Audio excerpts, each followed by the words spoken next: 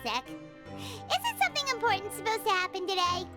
Oh, today's our big day! We're supposed to leave the Fortress of Mirapede! Come on, we've got to go complete the release procedures now!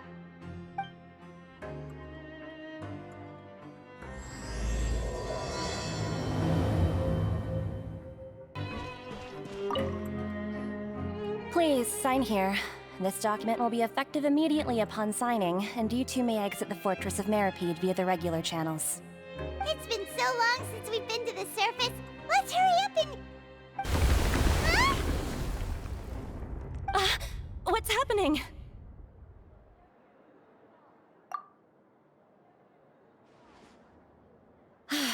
I'm fine, thanks. But I wonder what that tremor was just now. Let's go ask the Duke.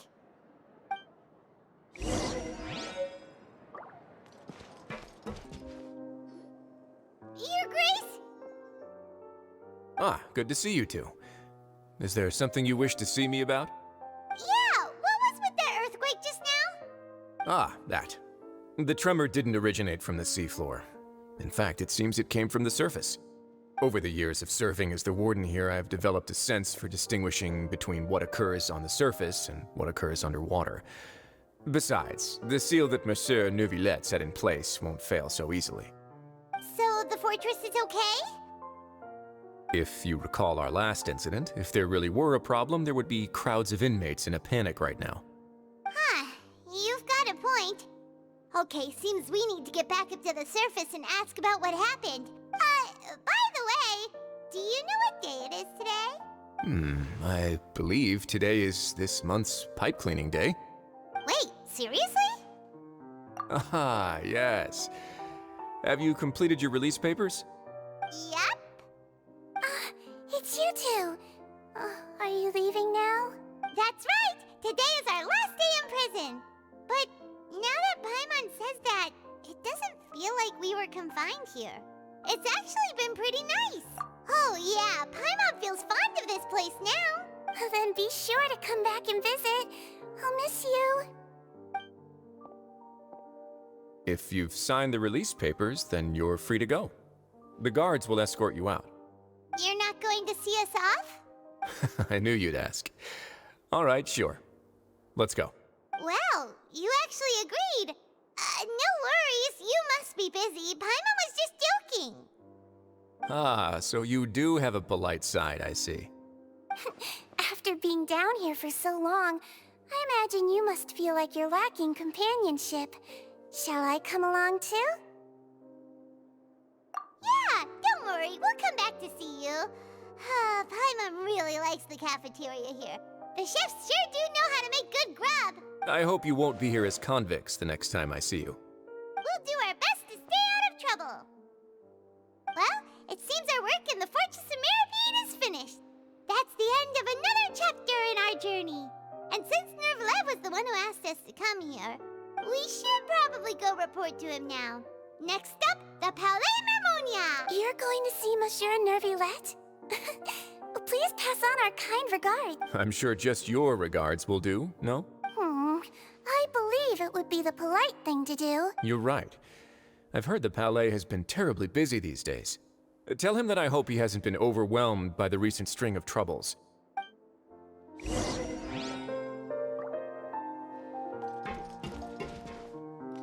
If you're concerned about things at the Palais, why don't you take some time to go up and check things out?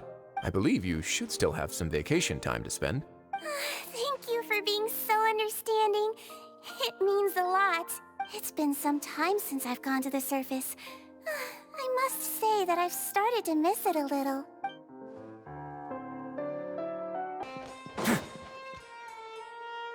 The Palais Mermonia sure is buzzing with activity today.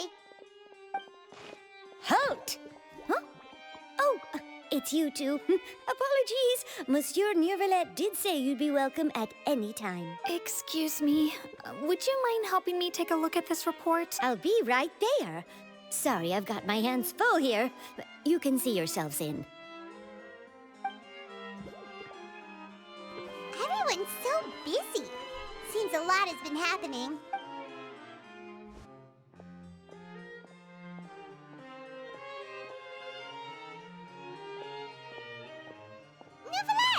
Hello. You've come at the right time, but you'll have to wait for just a moment, as there are some urgent matters I must tend to first. In the meantime, please, have a seat. If you'd like to have something to drink, let the Melusine outside know. That's all right. We just ate. Very well, then. Let's take a break over there while we wait for him to finish his work.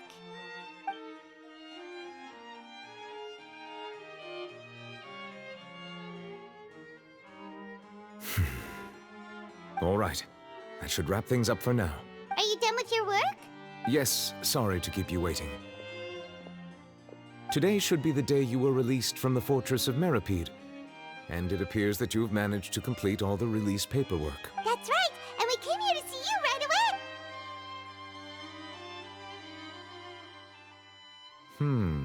A massive whale. Do you have any idea what that might be? Judging from your description, that cannot have occurred in any ordinary waters, but rather something like the primordial sea. A whale of that size and shape cannot usually be found in the waters of Teyvat.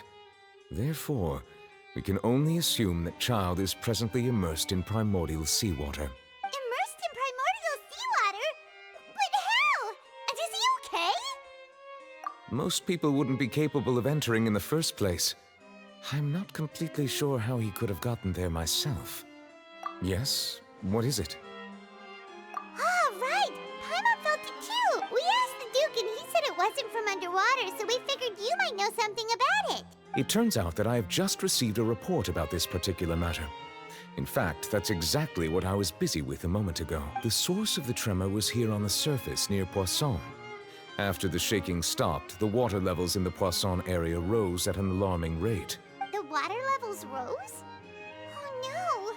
What about all the people there? Fortunately, the water levels only rose for a short period of time and have already returned to normal now. However, I still have a bad feeling about the whole phenomenon. If the change in water levels is connected with the leaking primordial seawater, then the situation in Poisson may be much worse than it appears. Navia should be in Poisson, right? We need to go check on her! I would also like to go there as soon as possible, but I'm afraid I can't leave just yet. We must immediately formulate disaster prevention plans for the surrounding coastal areas to avoid potential catastrophes. I'll have to ask you two to go to Poisson first. I'll meet you there to check on the situation once I've finished things here. There's no time to lose! Let's get going! Please be careful.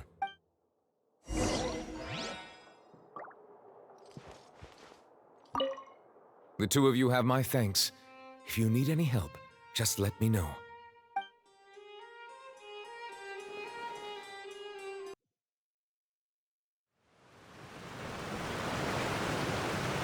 Oh no! What happened here?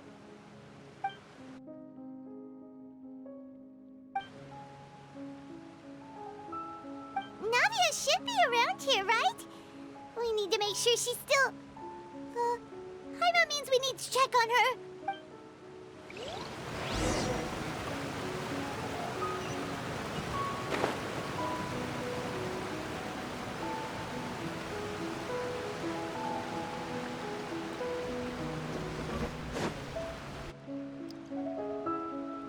We haven't seen a single soul all the way here.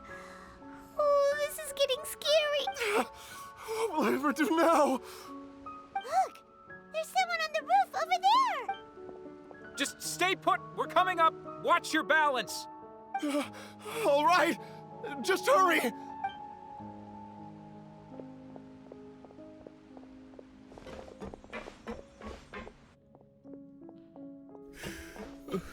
I'm not young anymore. How will I survive on my own? My Desiree! Oh, he looks pretty sad. My leg! My leg! How could this have happened? It hurts! Just hang in there. Help is on the way. You can hold my hand if it makes you feel better.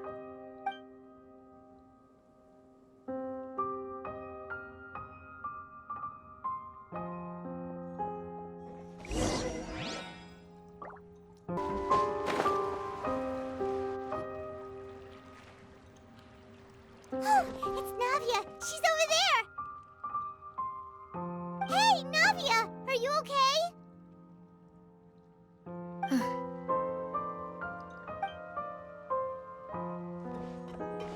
You're here. We heard there was a situation in Poisson, so we came as quickly as we could. Yes. As you can see, the water level suddenly rose. It caused quite the disturbance, in fact.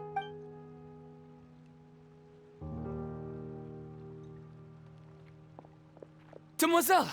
There was a wounded resident next to a building southeast of here. We've already transported him to safety, but we've run out of medical supplies. He's wounded? How badly? He fell, so it's probably a broken leg. He's pretty shaken up. When the water level rose, he desperately climbed up to the roof. Once the water receded and he saw the ground, he became terrified and eventually... He jumped down then. Find the leader of Squad 1 and tell him to take the wounded resident to see a doctor. He should know where to go. Understood. I'll take over his search and rescue mission in the meantime. All right. You'll be in charge. I'm sorry.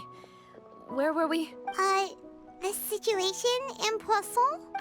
Right. Allow me to explain. A little earlier, we suddenly heard a loud noise. At first, everyone thought that something might have exploded in the waterways.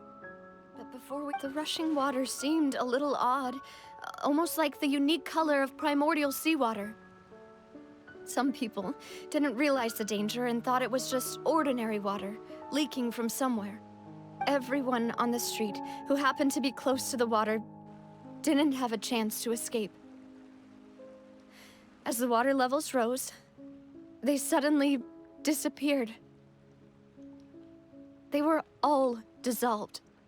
Those who realized what was happening started to flee in a panic, desperately trying to get to higher ground. Many were injured in the stampede, and some people fell from significant heights.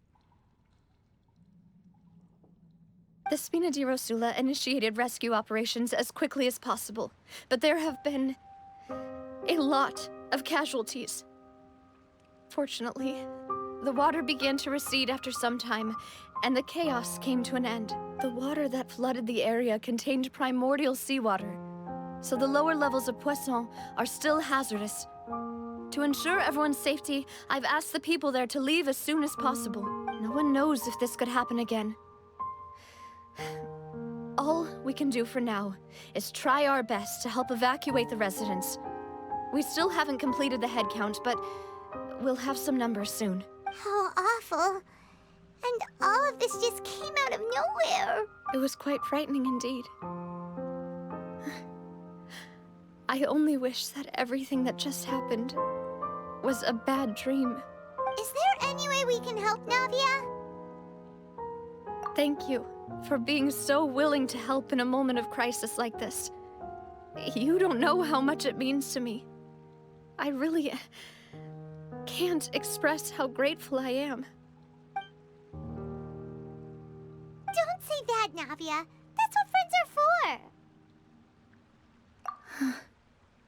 Demoiselle! We've got a situation here! I'll be right there. Sorry, I need to go for now. And off she goes. Seems it might be a while before she can take a break.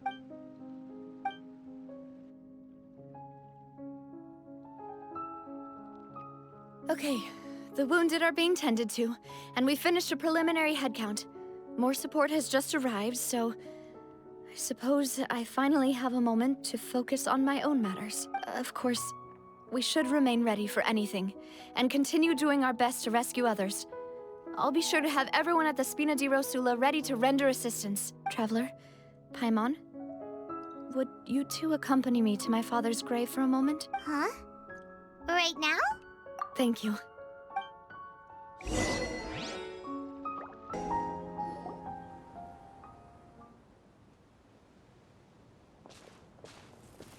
Not a lot of people here, huh? Well, given the time of day and the whole situation in Poisson, Paimon doesn't think there'd be a ton of people here visiting graves. Right. That's how things are now. The living are so exhausted that they've no strength to spare any words for the dead. Navia?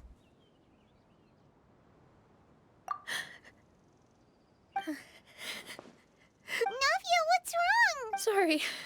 I just... Melus and Silver.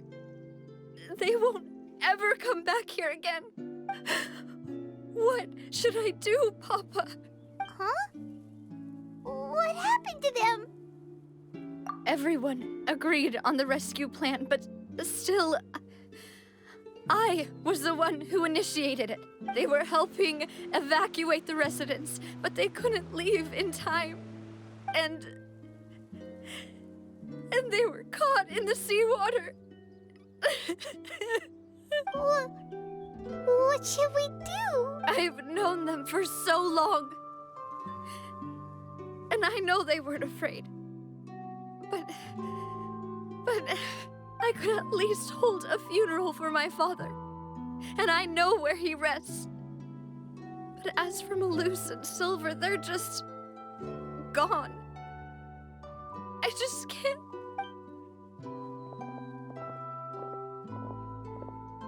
Everything looks so clean after it rains. Even the gravestones. I didn't expect that you'd enjoy a glass of red wine in front of Master Callus's grave. I can understand. Besides, the scenery here isn't half bad. See, it's not just me.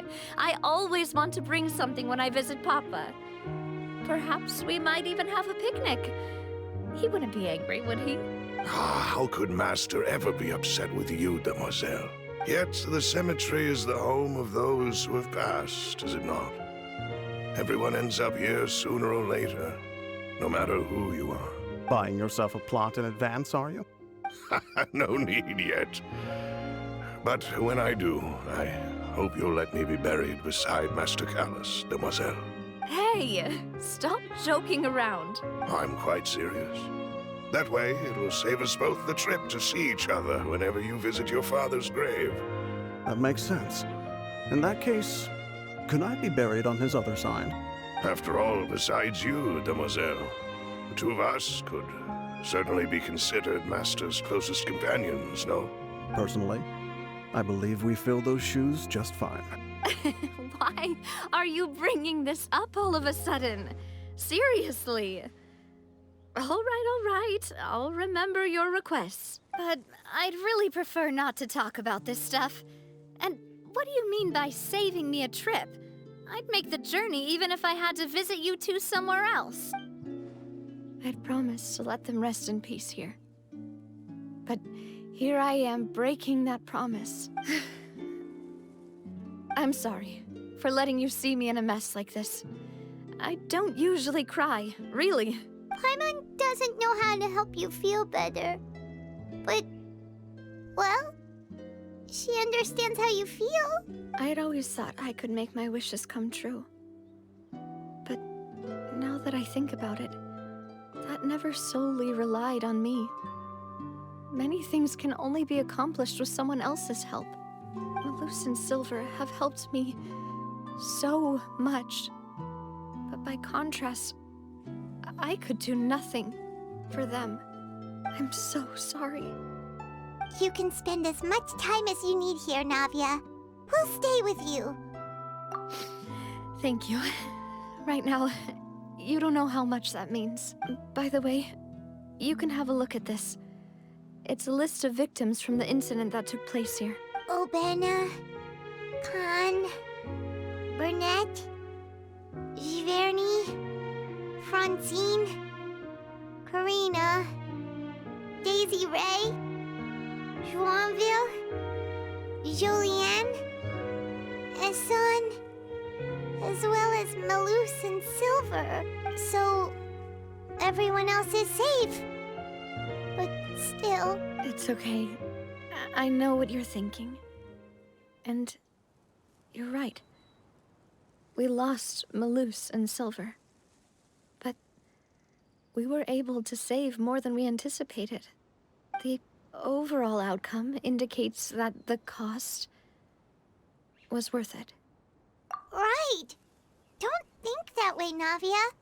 One person might be saved at the expense of another, sure, but that isn't something we should ever consider a trade. Melus and Silver were not the price for saving anyone. They're heroes. You're right. Thank you, Paimon.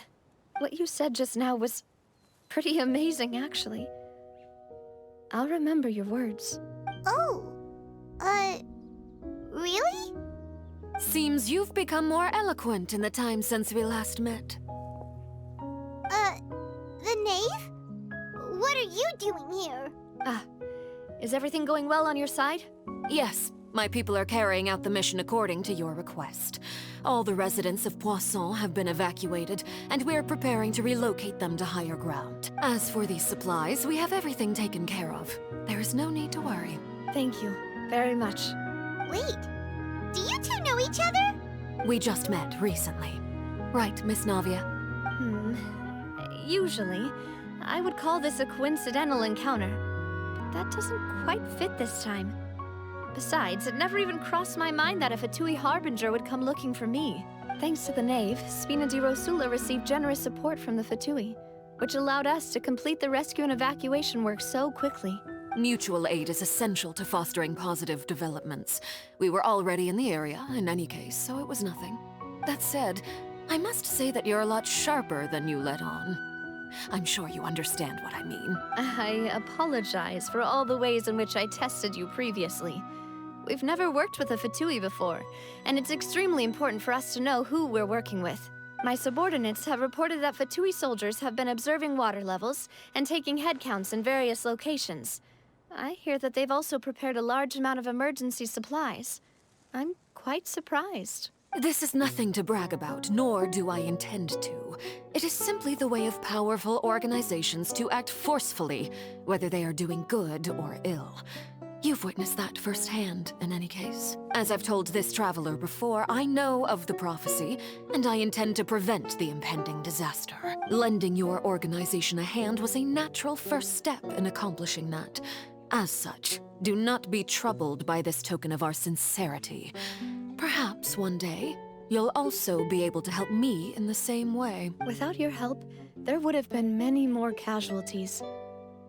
I won't forget your kindness. Furthermore, I sincerely regret what happened to Melus and Silver.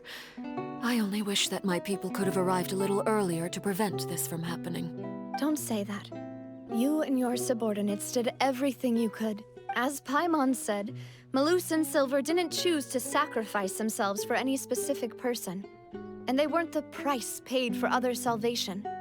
They chose to become heroes themselves. I've never liked hearing people put it that way. It's like trying to relieve pain by saying some noble-sounding words. But right now, there's nothing more suitable. They really did become heroes. You're right. I'm sorry for your loss, Miss Navia. Water is life to Fontaine's people, and it also spells disaster. It's no wonder that people always say that prophecies represent fate. Fortunately, I've never been one for such opinions. So, you're one who will try to change fate, then? Of course. That is why I'm going to Hotel Bouffe de Thé.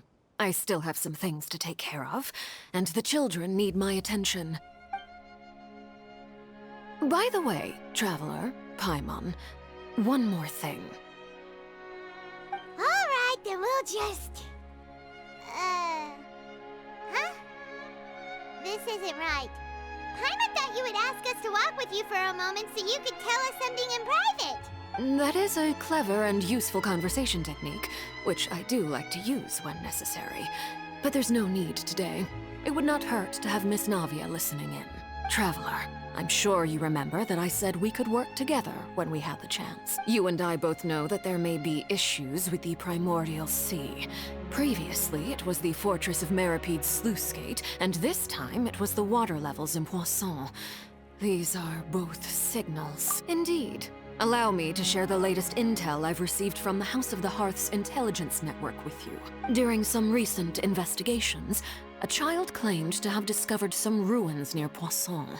The ruins date back to ancient times, and seem to be worth investigating in many ways. Judging by the dating of the ruins, they may be related to the prophecy and the coming crisis.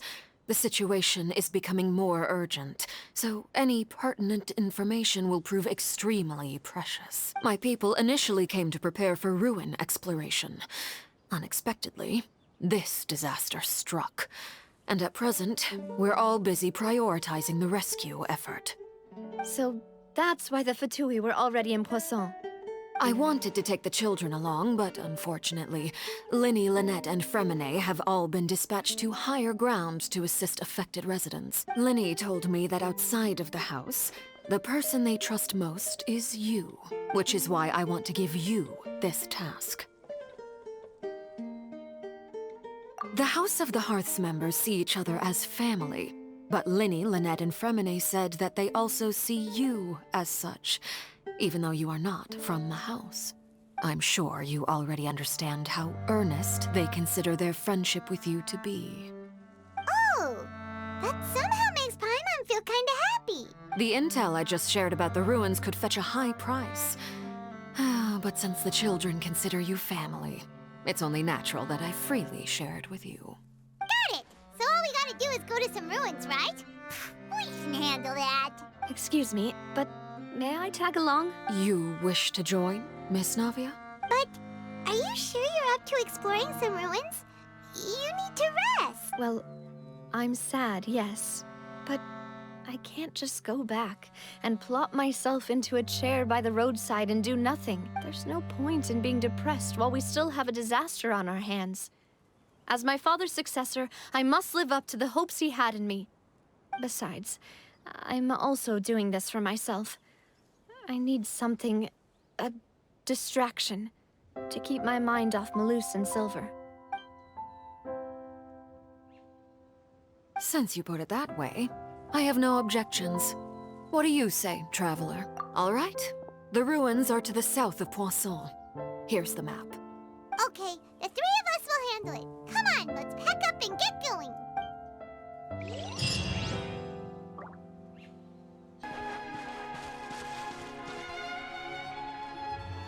So, are these the ruins the knave was talking about? Whoa, talk about old. They seem to be pretty ancient, all right. Let's go in and have a look. Just be careful.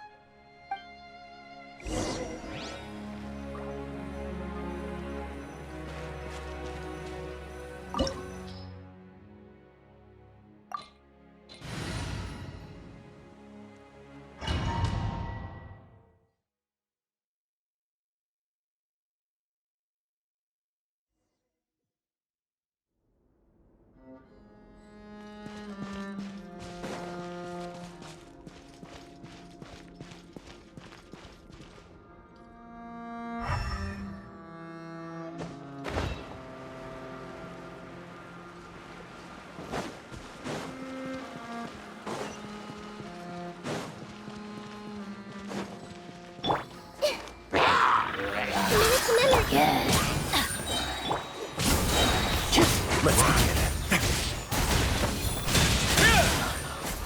Dada Kundala.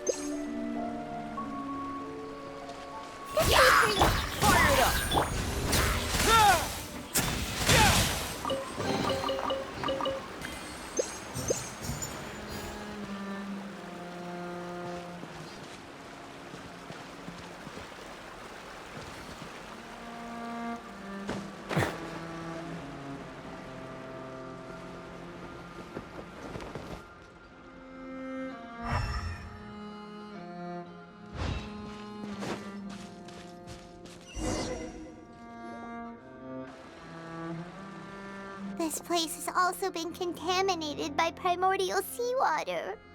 Yeah. And a lot of it, too. A Fontanian would most likely dissolve the moment they fell in. Right! You can't go down if there's primordial seawater. It's too dangerous, and it won't be any help for you to just stay here. Don't get Paimon wrong. We're not saying you're useless. It's just that... No, you're right. I can't do anything in this situation.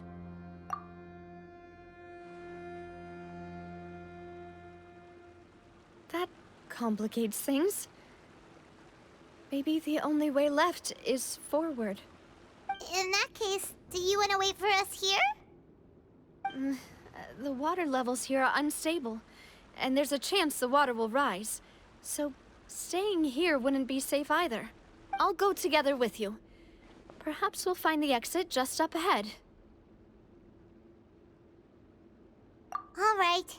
Come with us for now then, but please be careful.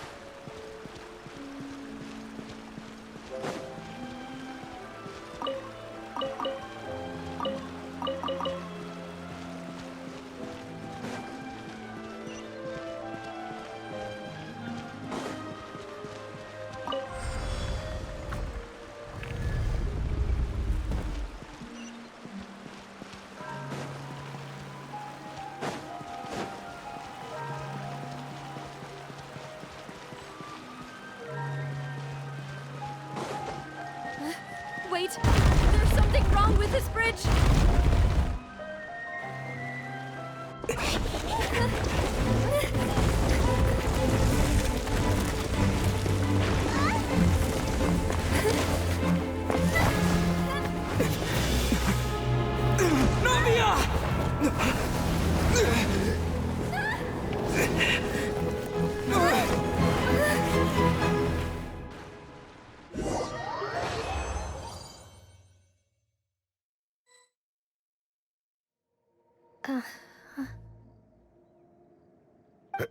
Demoiselle?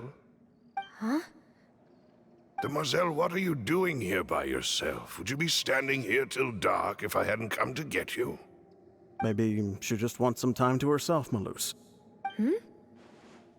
Oh. Was I sleeping? Yes, it would appear so. I must be tired. That's quite possible. However, you were the one that suggested we go out for a walk. Oh, right. I nearly forgot. It must have slipped my mind when I dozed off. I haven't had a nap today yet. This is a familiar feeling, yet something's a little strange. Is something the matter, Demoiselle? Oh, no. No, I'm fine. I was just trying to recall why we came out for a walk. Do you remember Mr. Giverny? He'd requested our help before with foreign merchants who had a debt dispute with him, and we'd resolved the matter not long ago. We were headed to see how things were going with him at the moment. Ah, right. Yes.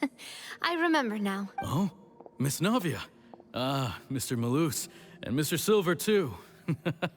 It's good to see all of you. How have you been? I've been great. Thanks to your help, those bothersome merchants finally realized that I wasn't the one they were looking for. Why, I wasn't even the guarantor for that person. They were knocking at my door day and night. Even my neighbor, Obina, was getting fed up with them. Sometimes force is required to calm someone down and get them to listen to what you have to say. That's right. Oh, by the way, Burnett, what was it that you wanted to give to Miss Navia again? Oh, yes. One moment, I have it right here. Miss Navia, these are some flower seeds that I prepared. Please take them. They're a very good variety, and they'll become very big and beautiful once they bloom. I don't know what we would have done without your help, so this is a little token of our appreciation. I hope you won't refuse. Ah, did you cultivate them yourself? Thank you so much. I'll certainly take them.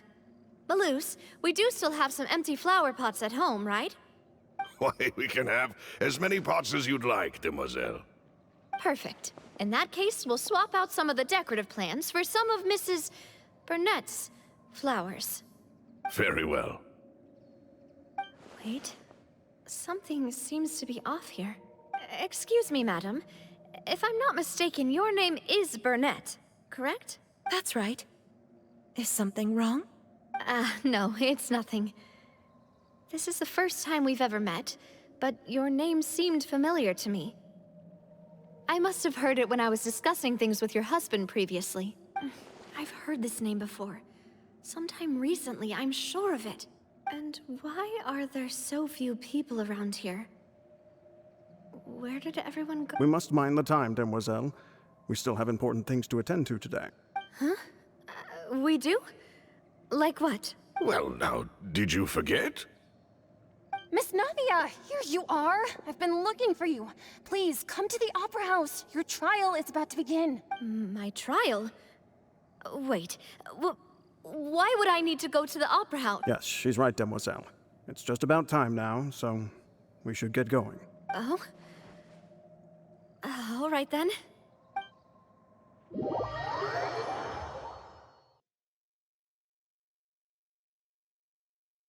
Look, it's Navia!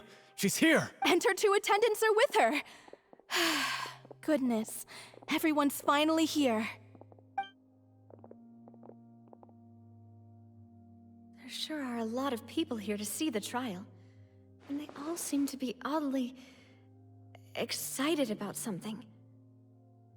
I even know Karina, Desiree, Joyville, Julien, Essen. Why are so many people here? And as for the judge... huh? Where's Monsieur Neuvillette? Please sit in the defendant's seat. Don't worry, Silver and I shall accompany you. All right. But are you sure you can stand behind me? Typically, it wouldn't be allowed, but today is an exception. Hey, what kind of place do they think this is? Come on, do they have any idea what they're doing? Seriously. Enough with the whispering! Could someone please tell me where Monsieur Neuvillette is? And why I'm standing trial? My dear Miss Navia, have you not yet realized what you've done? In that case, allow me to explain. As all here know, you are Master Callus's successor, the head of the Spina di Rosula, someone held in high regard by every soul in Poisson. After you took over the Spina, you treated all of us just like the late Master Callus had. If anyone in need reached out to you for help, you responded. Not only you, but your butler, your subordinates, nearly everyone in the Spina di Rosula fought for the well-being of those in Poisson. Wait a moment. Aren't you just proving that I'm a good person? Yes, correct. Absolutely right. And that is why you stand accused. You have helped so many people get through so many difficulties. You are one with us.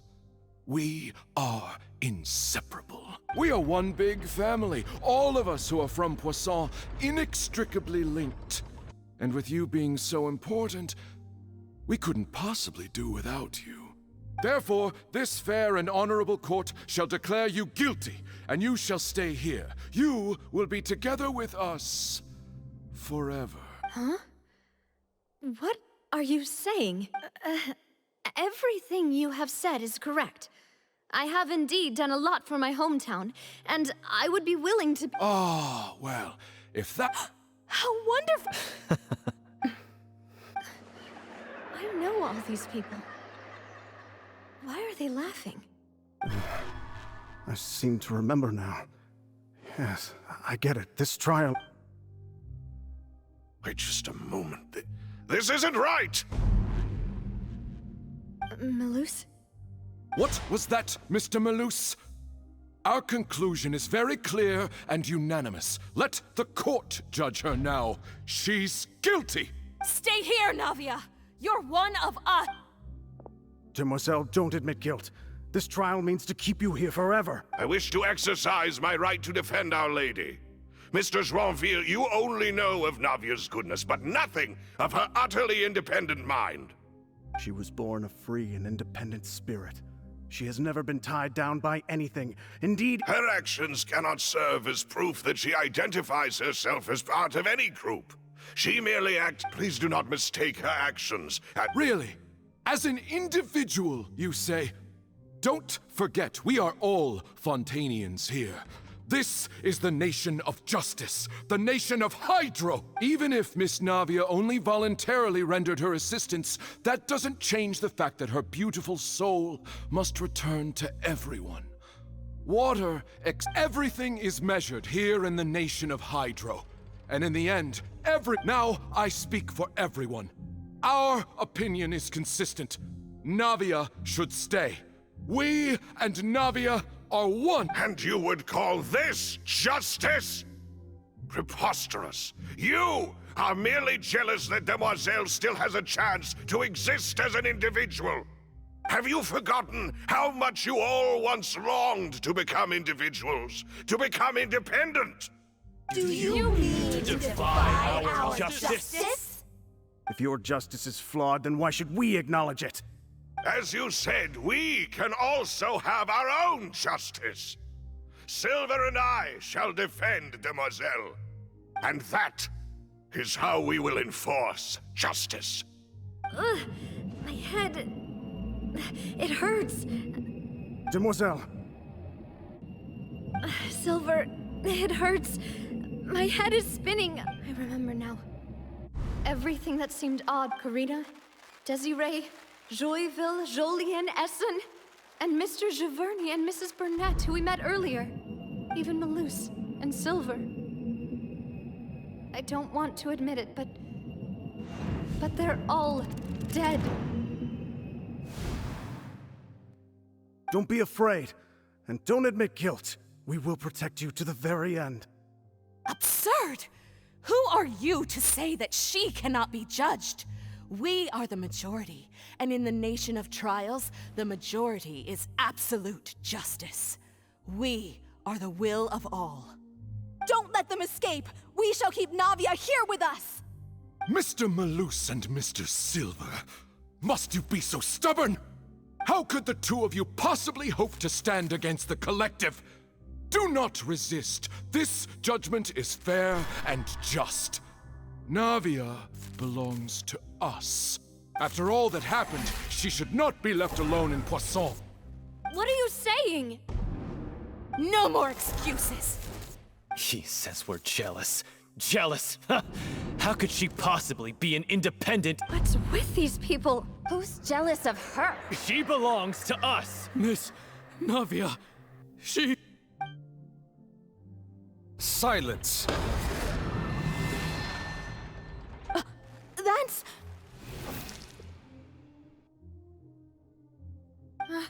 Monsieur Neuvillete! Such commotion is prohibited in the court. The accusations you just presented are nonsense and cannot constitute a proper trial. The court will adjourn for the rest of the day. In this, I shall hear no objections from any unauthorized party. Our thanks, Monsieur Neuvillette. Please leave with me, Miss Navia, while there is still time. But... Go on now, Demoiselle. This is your only chance to leave this place. What, can't bear to leave us behind or something? Melus. My apologies. I couldn't resist making one little joke once I realized that this shall be our last goodbye. Melus... Silver. Quickly, you must come now. Goodbye, demoiselle. Farewell.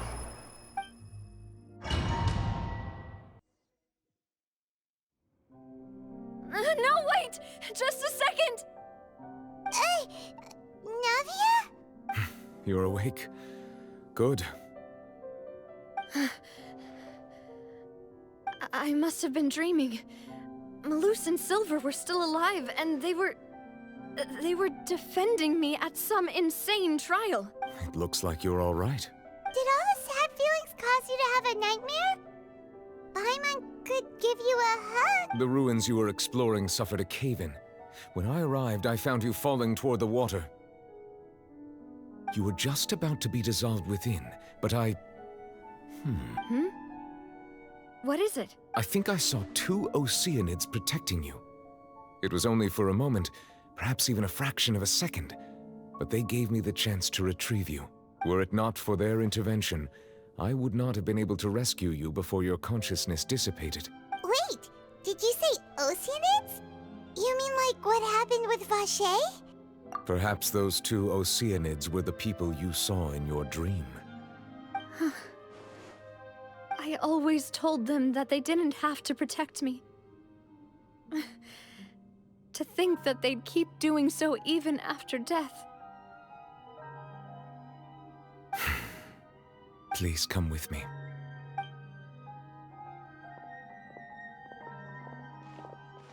Neuvillette, are you okay? Oh, I am quite all right. Perhaps there's something we could chat about? Why do you look so stiff all of a sudden? Oh, Paimon knows. You're the type who feels awkward when there's nothing to talk about. I merely thought that we should give Navia some time to herself. Huh? Why didn't you just say so then? Don't you think... I suppose so. Ah, Sigewinne. I hope all is well with her these days. Her work in the Fortress of Meropide has not been too much for her, has it? No way, don't worry. She's doing fine down there. She's an amazing head nurse. I see. Well, that is good. I have always worried that Sigewinne would need a lot of time to understand the world of humanity, just as I have. Oh, and the Duke also says hi. Even though Sigewinne made him do that. He hopes that you haven't been overwhelmed by all that's happened lately. Thank you. I have indeed been busy lately, and I also hope that everything is going well in the Fortress of Meropide.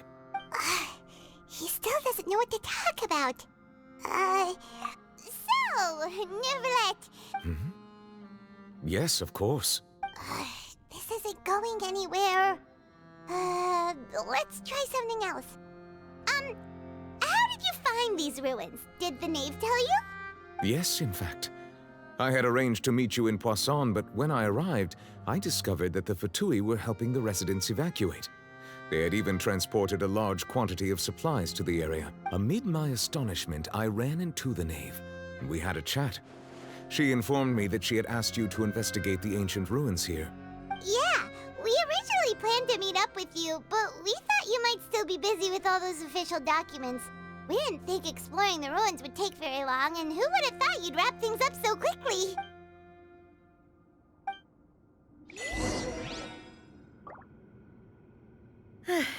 I'm sorry to have kept you all waiting like that. I'm feeling much better now. I guess we should get going again. Will you come with us, Monsieur Neuvillette? Yes, if you wouldn't mind my company. All right! Another one joins the party! Let's get going then!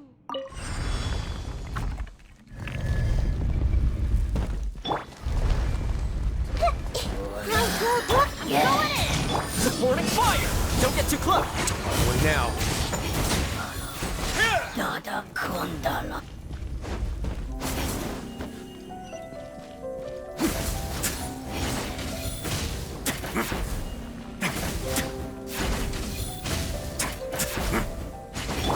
Check this out! Oh no! Another unstable path! Watch your step!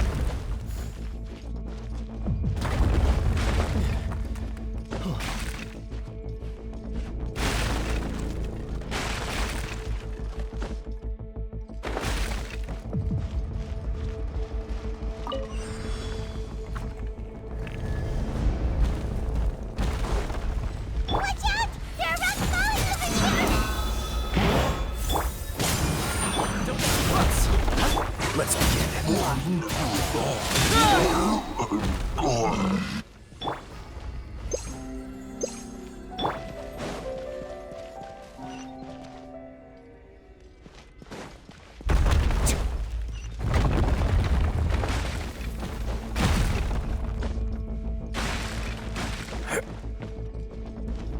Means we're almost at the top. Keep it up!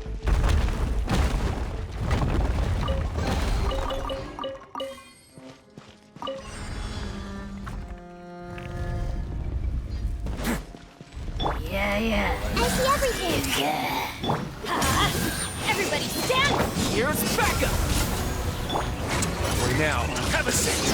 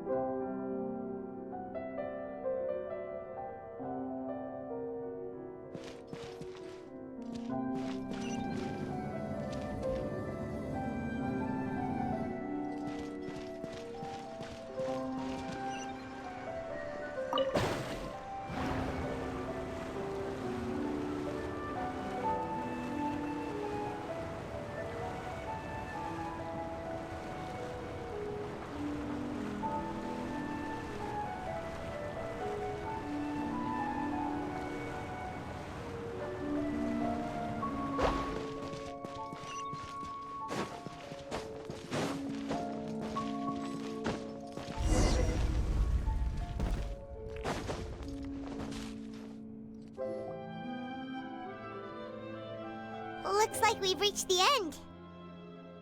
This is the place. There should not be any other hidden spaces in the vicinity. The path sure had some twists and turns, but it turns out that this place isn't actually that big.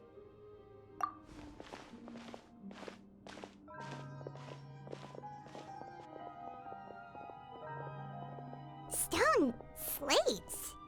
It seems like they were put here as an offering. Could we take them down and have a look? Perhaps we should just leave them be for now. There are 4 locations in total, but only 3 stone slates. The slate that should be in the first empty spot is missing. The surrounding walls also show signs of damage. There's something written below. Let Paimon see. Reason dictates that this nation be destroyed. I shall record the history of its future here in its past. Say what? It feels like someone left these slates and these words here for a purpose. But does he mean that Fontaine should be destroyed? That would fit the circumstances dictated by the prophecy, yes. Indeed, the slate's contents correspond to it. Take the second slate, for example. There's a person kneeling here. She seems so dedicated. And there's a whole bunch of other people behind her doing the same. She's facing this... what is this? Some kind of island in the sky? And is that Lady Furina in the third image? Did the Hydro Archon fall into the water? And is that a ring of people around her? Paimon doesn't quite get it. Are they all in the water? The fourth image. I know this one.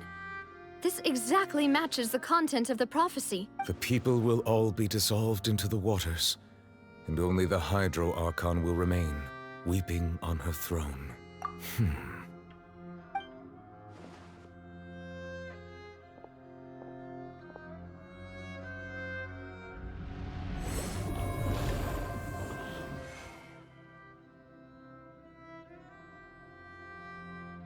More information should be hidden in these slates, but I fear I cannot easily uncover it, most likely due to us missing the first slate. I am very sorry. Don't blame yourself, Monsieur Neuvillette. Deciphering ancient stone slates isn't one of your duties. Ooh, Paimon's getting the chills just looking at these slates. This says that it's the history of the future, right? That means the prophecy's sure to come true. I really hope it doesn't mean that. Still, Paimon feels like these images are kind of weird when you look at them together.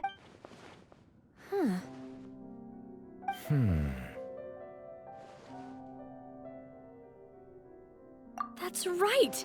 If the images are in chronological order, shouldn't the fourth, the waters drowning Fontaine, come before the third, where the Hydro Archon herself falls into the water? And yet the order is reversed here.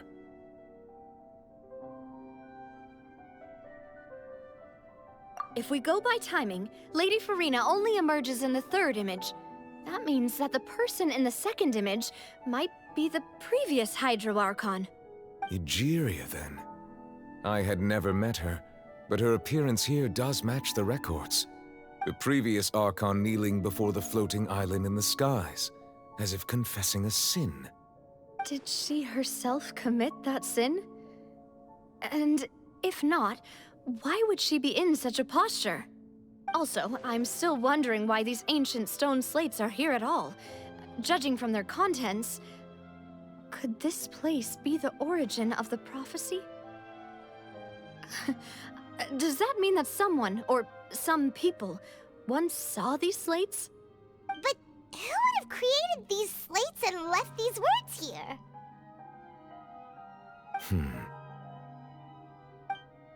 It seems that any further clues will have to come from Furina. In that case, there's no time to lose. There's nothing else to be gained here, so let's head back first. Yeah, we better get somewhere safe for now.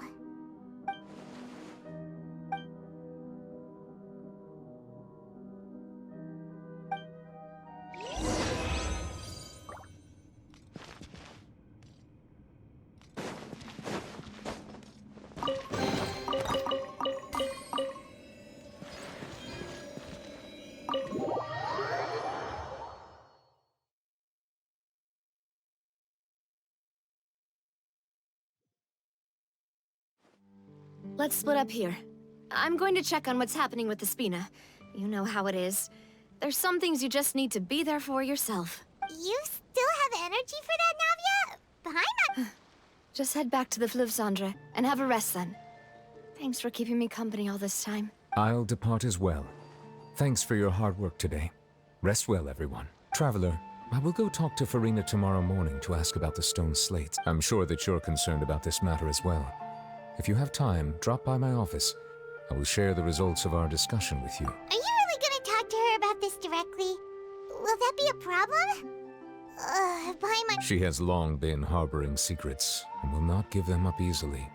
Which makes it all the more my duty to ensure that she understands the present situation. Alright, we'll leave it in your hands then. You're probably the best person to talk to her anyway. I will be carefully considering my words tonight. Traveler, Paimon, our safe house at the Fleuve-Cendre is always open to you, as ever. So please don't think you're an imposition. All right. I'll be on my way then.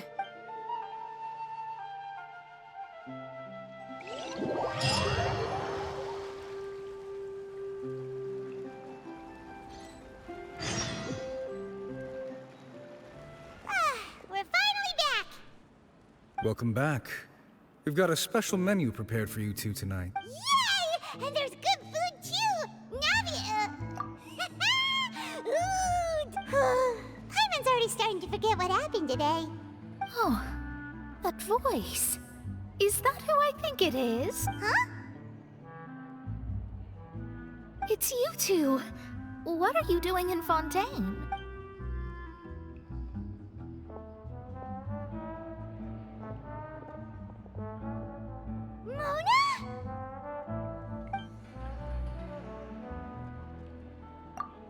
Seriously, nobody just uses a scry glass whenever they've got time to just see who they'll meet on the road. Still, we didn't expect to see you here.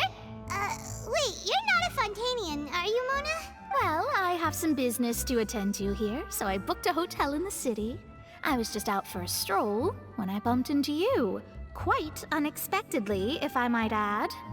Why did you think I was from Fontaine, though? Is that because Magistus doesn't sound much like a Mondstatter surname? Yeah, let's go with that. Well, I used to have my own surname, which was well, some other thing. Either way, the old hag told me when she took me as her disciple that the first step to being a great astrologist's pupil was to change that name. There was nothing for it, really. She really is amazing at astrology, so I changed my name to what it is now according to her wishes. To my surprise, however, Magistus is not the name of some ancient house or clan. It isn't? Nope. Although it is used by us in place of surnames, it generally just means great. Wow! Imagine including a boast in your name. Wait, are you gonna have to put that into your genealogy as well? I reckon so. In any case, I'd give my disciple a name like this as well, if I were to take one. Astromancer Barbeloth Trismegistus. Whoa, that's a long one. Does it also mean great or something? My name means Mona the Great Astrologist. As for the old hag, hers is, in plain speech, the thrice-as-great Scholar of the Stars. Just take it as a title specific to astrologists. Thrice as great? That's so petty. I know, right? That's just how she is. She used to call herself Magistus, actually, but when she took me in, she changed her name to Trismegistus. Talk about excessive. Magistus is thus the calling card of our school, so to speak, which makes it about the same as a surname. It's all right if you don't get it. You can look into it further should you need to study astrology more deeply. That sounds terrible! But anyway, you're not Fontanian, are you, Mona? You're from Mondstadt, right? Well, I was born in Mondstadt, yes. My parents migrated to Dornman Port, and I traveled with the old hag for a while, after which I settled down in Mondstadt City. Oh, that's a good thing then. At least we know you won't be dissolved by Fontaine's waters. Speaking of that, I'm sure you're aware that a bunch of things have happened here in Fontaine, right? I know you're not a local, but I'd avoid getting too close to any water that looks strange all the same. There's something ominous about it. Well, the water, I mean. That was the main reason, yes. Just a while back, the Steambird invited me to take part in a panel and speak about the circulation of the prophecy as an astrologist. The invitation was sent quite early on. I don't think anyone expected Fontaine to be in this much trouble. What do you make of that prophecy, Mona? Just tell us what you think as an astrologist. Your word would go a long way to make things more certain and less scary. What I can tell you is that I'm an astrologist, and that this prophecy concerns the fate of Fontaine, even that of all Tevat. Ascertaining this is akin to reading the fortune of the whole world. I'm afraid that this is not something that just anyone can do. If I could do it, you would no longer call me an astrologist, but a visionary. But on the flip side, the prophecy is so huge and powerful that it must surely come from a powerful visionary. Its contents involve the fate of the world. Disregarding it would be a mistake. A visionary? Sounds really powerful and all, but does such a person really exist? Of course. The old hag could do it, and I'd bet there are others amongst those Hexenzirkel colleagues of hers who could do something similar.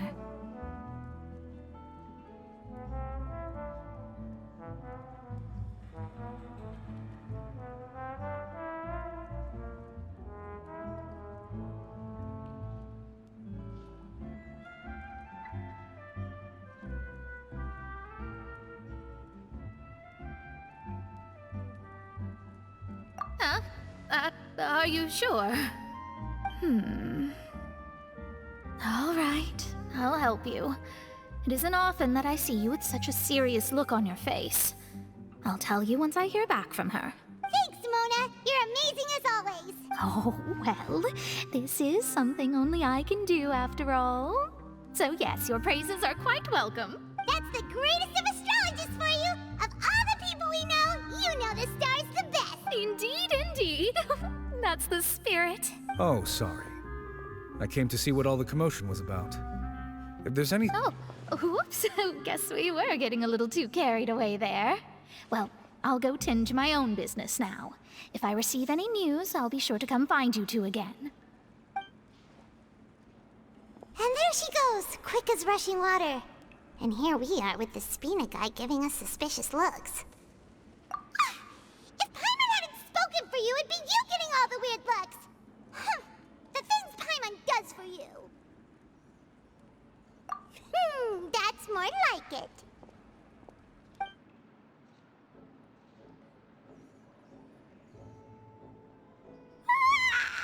Good morning.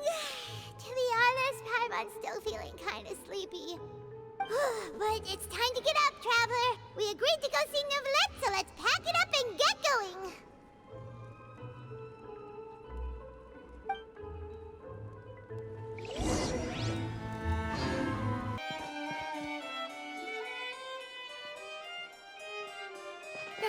You're here!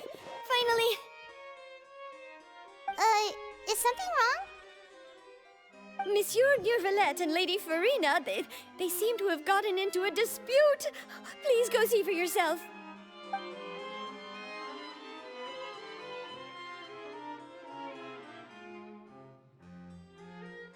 Like I said, I've already explained everything.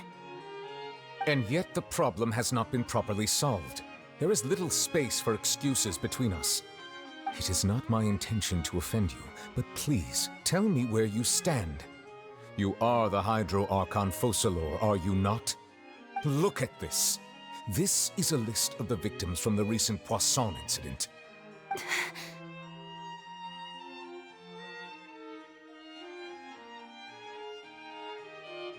You mean... they're all... We did not arrive in time to avert this disaster, and I will not have it happen again. I will say this once more. You must tell me everything you know. Yesterday, I found 3 stone slates in some ancient ruins near Poisson. Do you know anything about those? Seriously? You're questioning me like this is a court case now. I don't know anything about that.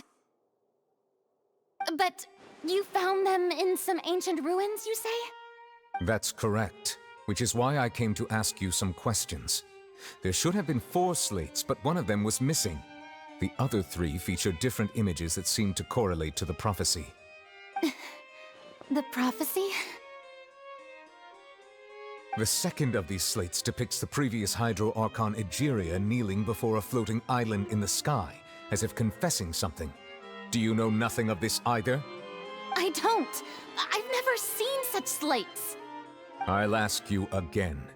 Do you really have no information regarding the previous Archon?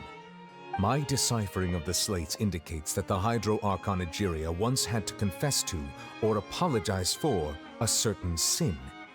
If anyone would know about it, it should be you. All gods don't have the same secrets, you know. She was herself and I'm me. Is it really so strange that I know nothing? I understand your concerns, but I'm sorry. I just don't have anything to tell you. Forgive me for saying this now, Lady Furina, but I have long known of your various secret investigations into certain matters. There are several indications that you have been investigating the prophecy on the sly. This is not strange in itself, considering that you are the Hydro Archon. But it is strange that you should also claim to not know any of Egeria's secrets, as well as do nothing following your inquiries. You have never been as superficial as you have presented yourself to be, nor are you a fool. And yet, your behavior is very inconsistent.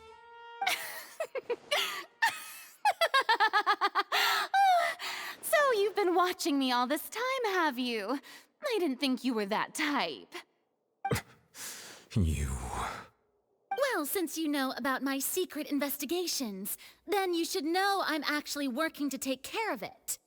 There's no point questioning or suspecting me. You're the Eudix, but you're still my subordinate. You should be following my lead. Just trust in me, you're Archon, and do as I say. Never mind whether you can truly convince yourself to or not. It'll all turn out fine. That's all I have to say. We do not discuss this matter again. The opera's about to start. Toodles!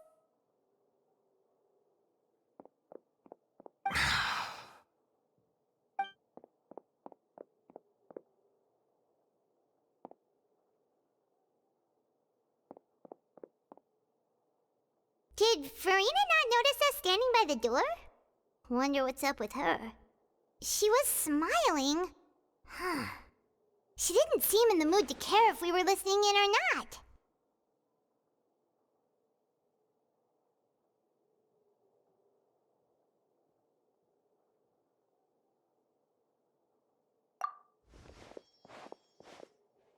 I assume you've been outside for a while now? Oh! You noticed! Seems Furina didn't even realize we were here. She was in a great panic, though I cannot discern the reason.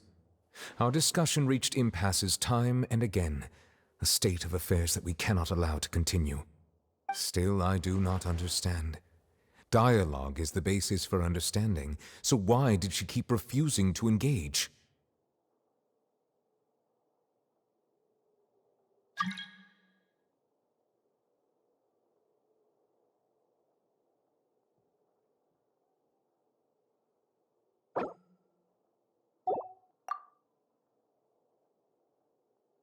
Everyone in her inner circle has noticed that she is hiding some secret. The issue is her attitude. I fear that she will not reveal anything unless absolutely forced to. We may have to create a situation in which she will have no choice but to speak.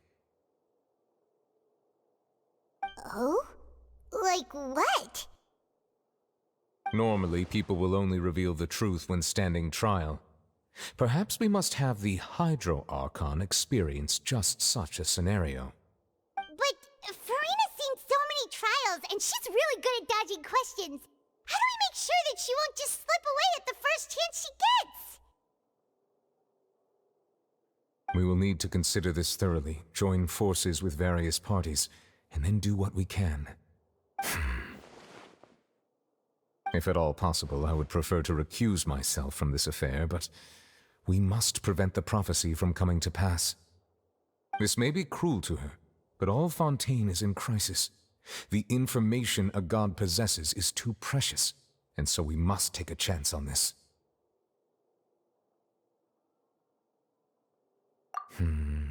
But who will lend us their aid to do such a thing?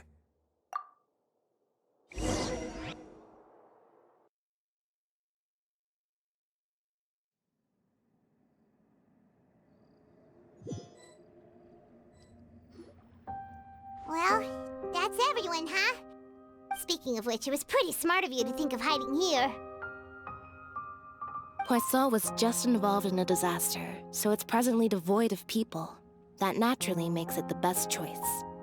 And here you are drinking tea like it's the most natural thing in the world, huh? That's what families should do. Sit and enjoy a leisurely time together.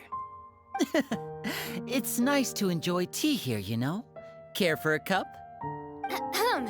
Lend me your ears, everyone. Or perhaps one of you might like to start us off. How about you, friend? Me? No, I don't think I can. Then, how about you, good sir? I fear that I will cause the mood on this boat to become as somber as it is in court. Well then, I guess we're lucky we've got a local like me to organize things. Wonderful, the spotlight at last. I guess I'll be facilitating things from here. That was a little long-winded, don't you think? Oh, you might be right. Anyway, to cut to the chase, our friend here, the Traveler, has brought us together to discuss something. As for what that is, well, let's start by saying that we'll be pooling our efforts together to create a series of traps. Oh, how intriguing. Well, it's just an expression, really. One that I just learned from Chlorand, and used on the spot. So, let's invite her to explain in detail. A round of applause, please. Huh? Didn't you say that you would be facilitating this? Oh, come now. Your work doesn't involve much public speaking, right? This is a good chance to practice. You might even pick up some fancy oratory tricks to impress your boss with in the future. I see. And what does my boss say? He is glad that you consider him your boss. Do go on.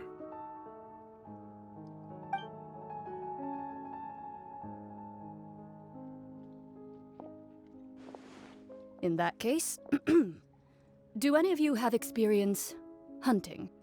Not that I recall. Fremine and I once used a wooden stick in a basket to catch wild rabbits when we were younger. As for Lynette, oh, right. You were sick that day, weren't you? I've also gone diving to catch some fish before. Does that count? I'm afraid not. You may or may not have heard, but Fontaine once played host to a group known as the Marechaussee Hunters. Though that was their name, they did not hunt animals, but rather various monsters left behind by the ancient dynasty of King Remus. Today, Fontaine's monster population has already thinned greatly, so the hunters have blended back into society, taking up arms in other lines of work. They even left a unique methodology of hunting in their wake. A trap comprises of the following components: bait, a trigger, and a containment device. Sometimes a lethal implement will also be necessary to deal with the prey. So, if we were to build a trap together, right now, what would you choose to build it with? For me, I would prefer something basket-shaped. Pigeons and rabbits will see the bait and naturally enter the snare. Our line of work requires a deft hand, and we're some of the best in the industry, so you can count on our techniques. You used some of those techniques while moving the people of Poisson, didn't you? My subordinates mentioned that you even performed some magic for the bawling children.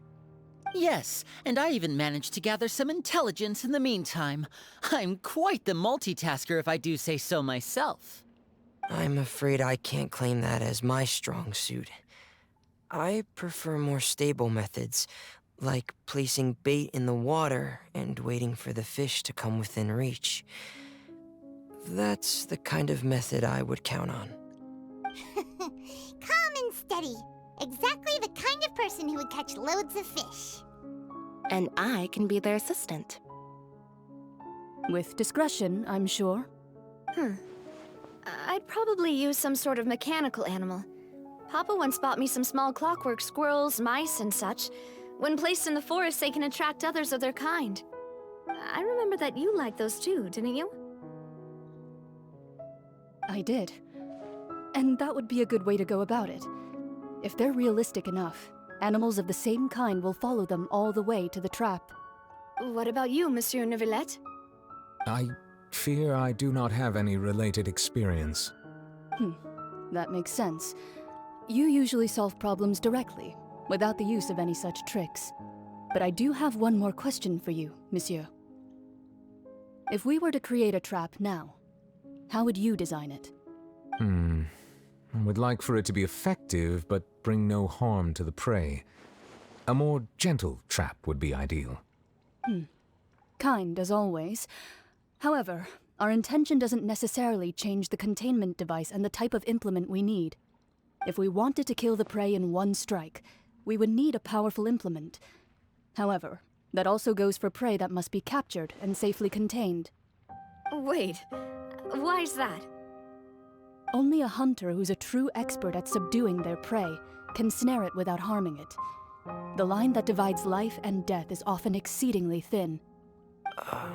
So are we going hunting together? We hadn't thought of seeing ourselves as hunters. It kinda works, but maybe it's still not the best metaphor. If our means of capturing and dealing with our prey is to put them on trial, then the hunting metaphor is actually quite accurate. But we shall require much more courage than any hunter to judge a god, a being whose seat is an exalted throne.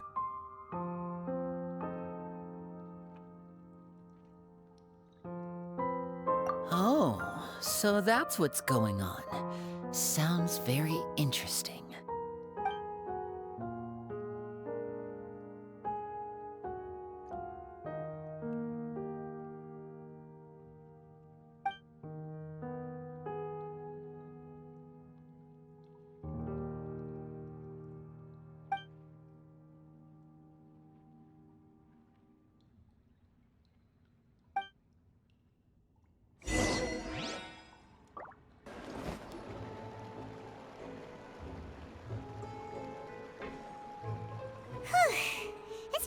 few days, hasn't it? Paimon thought they'd be at least a little frightened. Well, Fremine was, now that Paimon thinks about it, but everyone else, well, it's hard to say. Paimon doesn't have any experience with this sort of thing. But with you around, Paimon sure will do great. After all, you're the most reliable person in the world. Did you just pour some tea? Paimon didn't notice you doing that at all. Then what's the... Paimon's never seen that cup before. Don't be frightened. I'm just joining you two for tea. I merely refrained from saying anything till now. Who's that voice? But there's no one here. Aw, have you forgotten me already? Wait, you are familiar. You're the voice we heard from the sky in Sumeru. The voice from the sky, I fear that description is wrong. Though, not completely wrong. You're feeling lost now, just as you were feeling previously. I sensed that confusion and thus came to you. Guiding people is an irresistible hobby of mine, after all. Consider me a passerby, just accepting a commission from my friend's disciple on a whim.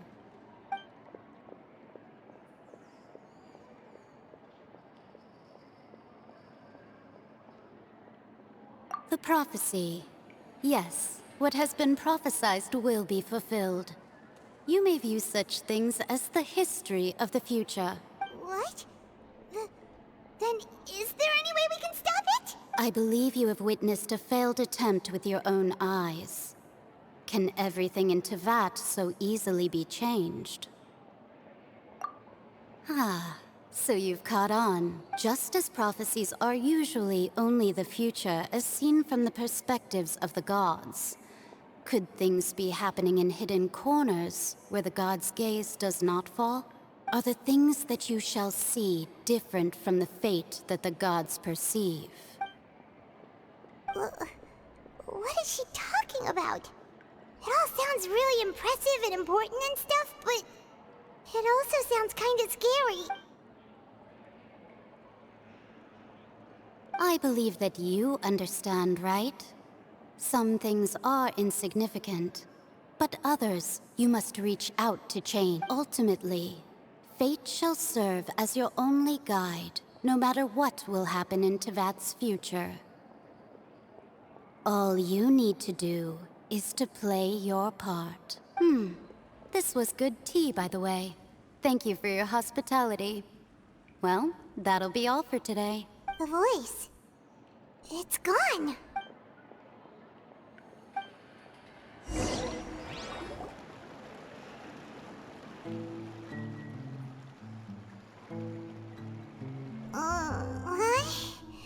I want to hear someone talking. All right, Kami. Hey, it's you who's getting... Well, I see I've walked in on some lively banter. Mona! Fine, just fine. I went to take part in that Steambird panel. It turned out to be more interesting than I expected. Not all Fontanians are pessimistic about this. One journalist mentioned that sitting around and waiting for the end to come would be wrong, and that they should make their own rescue preparations. I agreed, so we had a brief chat with her. Did she have pink hair by any chance? Why, yes! It was Charlotte. You remember her, right? That daredevil journalist? I'm in full support of her view. Prophecies are very important, but how can people allow their lives to be commandeered by just a few words? That's right! Paimon's glad to hear something sensible for once. Yes. About what we had discussed before. I did try, but I'm afraid I couldn't reach the old hag. I'll try again tonight, but I wouldn't get your hopes up. Huh? Goodness gracious. Are you serious? She said that even the god's gaze has blind spots. Pretty bold if you ask Paimon. Most people would believe the gods to be all-knowing, right? The Hexen Circle members are certainly anything but ordinary. As for the mage named N, the old hag has mentioned her a few times. She said that N's sense of direction is incredible, and that she loves guiding those who are lost, but I've never met her. And if she were still alive, she'd be. Well, suffice it to say that the hag's at least a few hundred now, and N's been around for longer than that. Whoa. The Hexen Circle sounds like a scary group. But they must really stay in shape to live so long. Their abilities alone are pretty terrifying. If she came to see you personally, then the problem you're facing must truly be of great importance. Well, it's not like Paimon could understand anything she said. Yes, she was quite cryptic, but I suspect she means that there is still a way to turn things around. She didn't say when or what that would be, though, so... Perhaps it is something that you cannot know right now.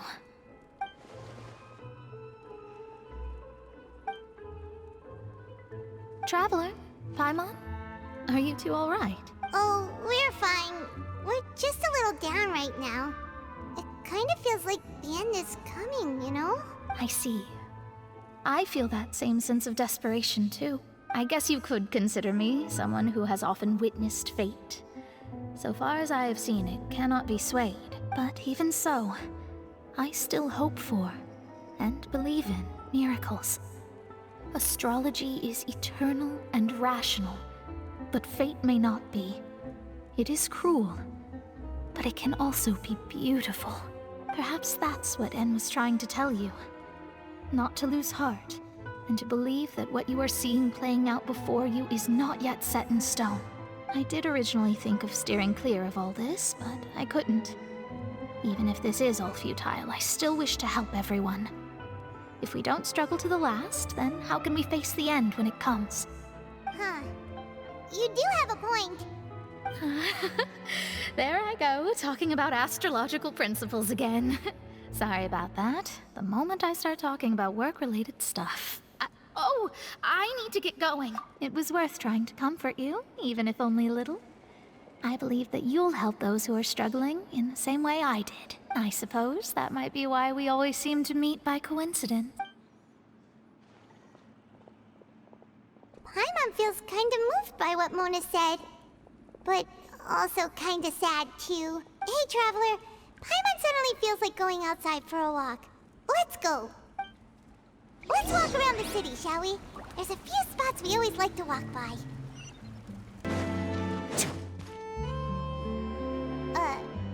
Huh? Our names are written in this newspaper. What's going on? Let Paimon see!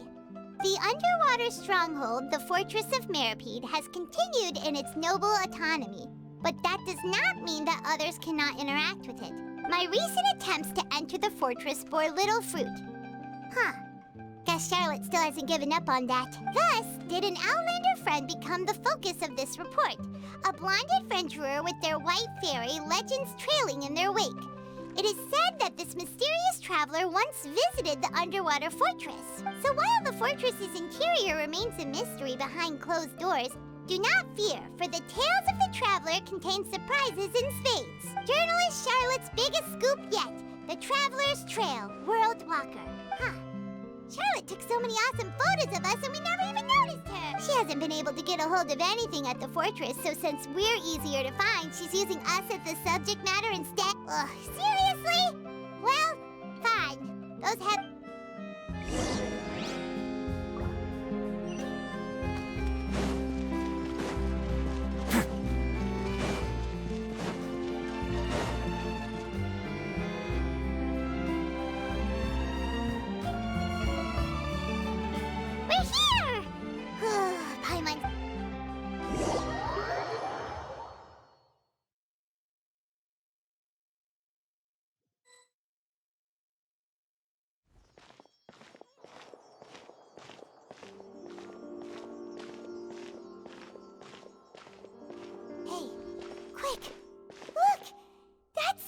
That's the limited edition, only 16 slices a day cake!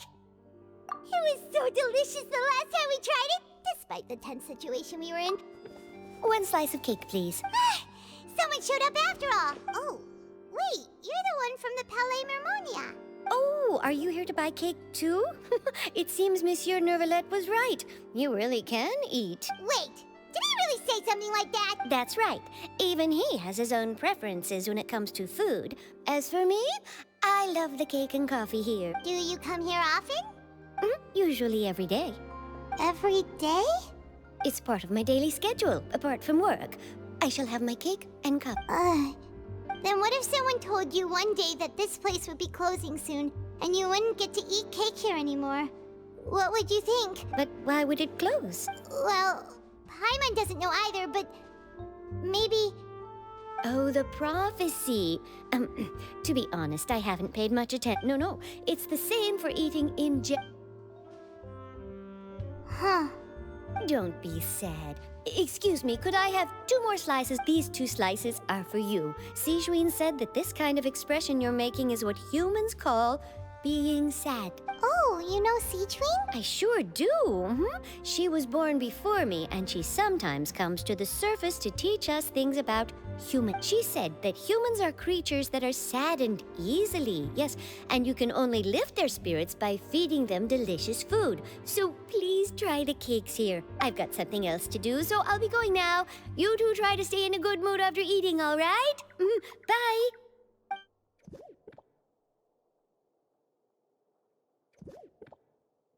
And there she goes! Alright, let's dig in. Paimon's sure this cake will be delicious. It's more delicious than last time! And the flavor gets even better with a sip of tea. It sure would be nice if we could come again tomorrow. Sure would be nice if we could always eat delicious food.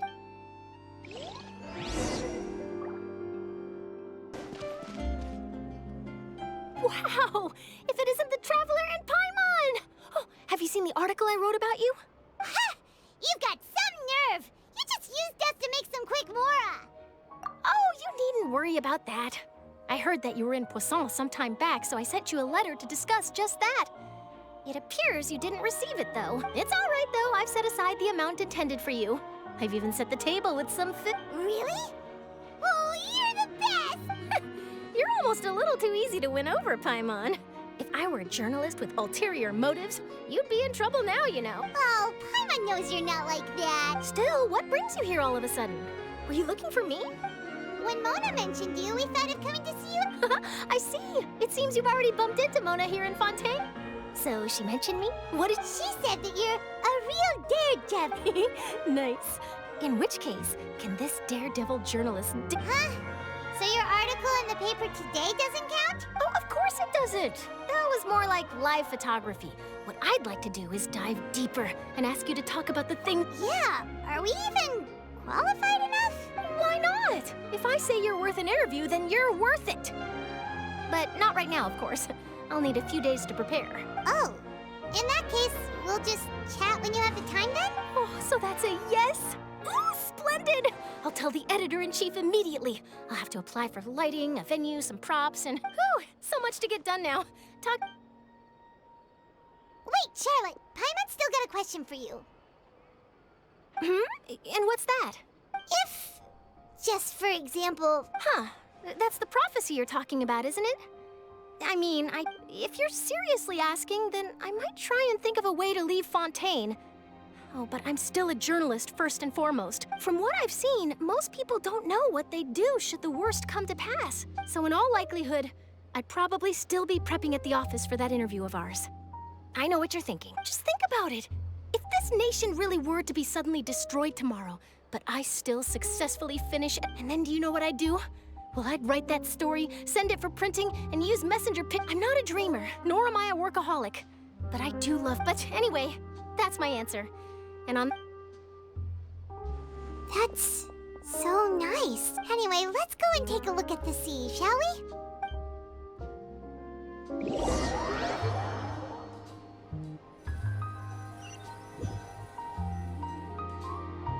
The sea breeze and scenery can be a pretty soothing Paimon's been thinking.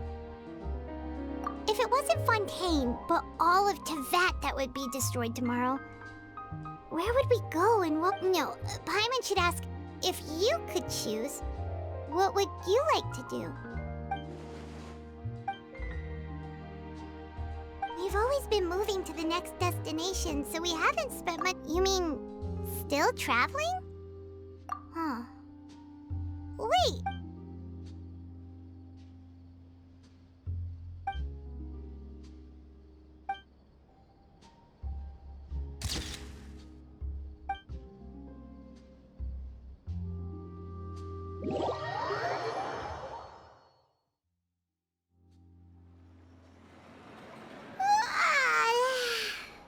like it'll grow mold, but it's still better than the Fortress of Mirapede, that's for sure. Ah, so the two of you are still here. Oh, you're from the Palais Mermoni. Yes, I'm Isadora. Monsieur Neuvillete sent me to look for you two before. I heard that afterward you went to the Fortress of Mero. Not at all. I'm well aware that you're friends of his. Actually, I'm here to... Yes, inside the Opera House.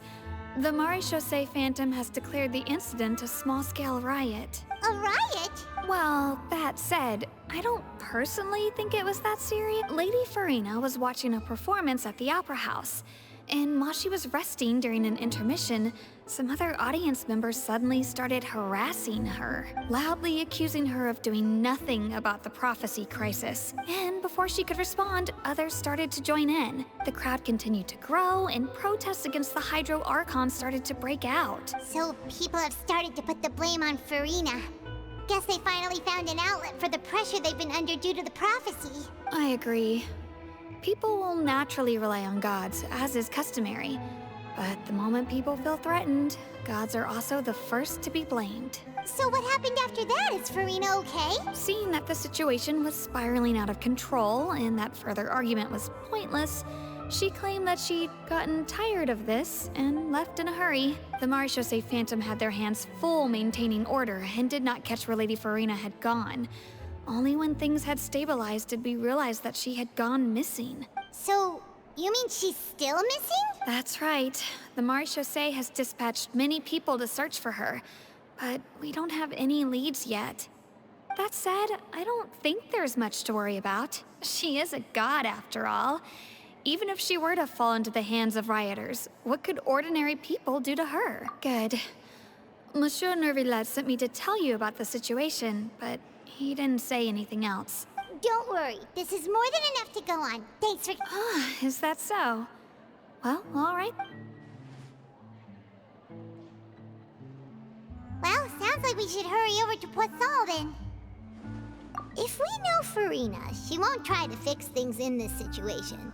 Instead, and as we also know, she may be loud. When Neuvillette was talking to her in the Palais Mermonia, and she heard about Poisson, it would be hard for her to ignore being accused by the public. Paimon thinks Furina's probably taken the opportunity to slip away to Poisson and try to relieve the sense of guilt that she's feeling. Huh.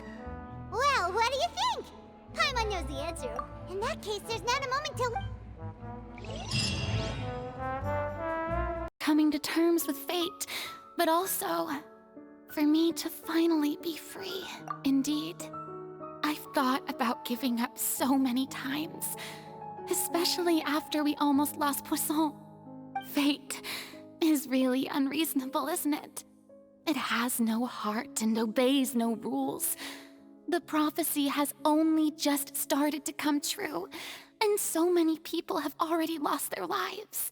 But just now, it all became clear to me.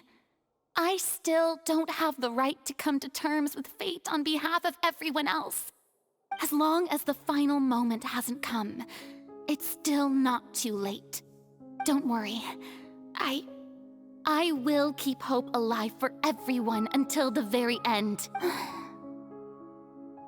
Well, that's enough for now. I got the impulse to play the stricken maiden, but honestly, considering my rank and station, that wasn't a good fit at all. Don't take any of what I just said seriously. How could I possibly let Fontaine fall to the whims of trivial prophecy? Come on! Paimon could have sworn you were actually being honest just now.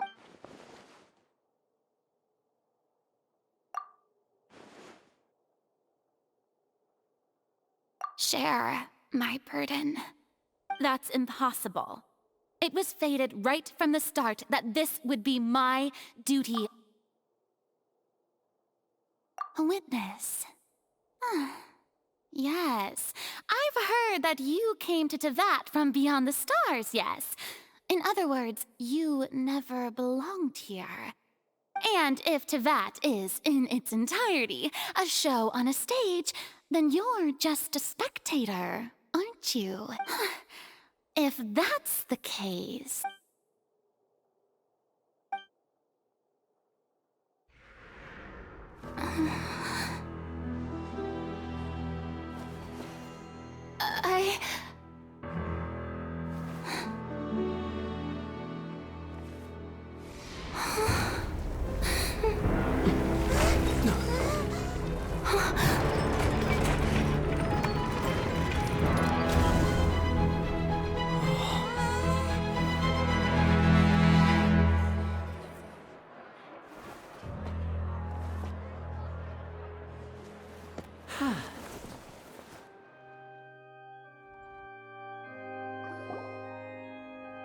Ladies and gentlemen, this concludes my opening performance. Now, without further ado, we may proceed to the trial of our god.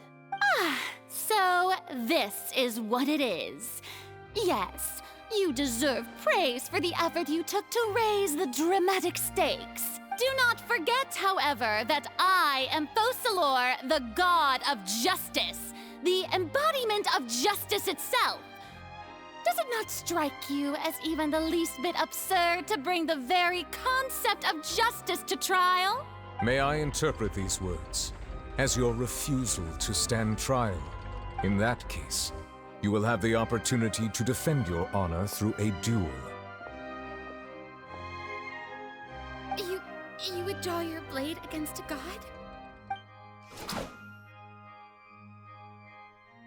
I see. It seems like you have made up your mind.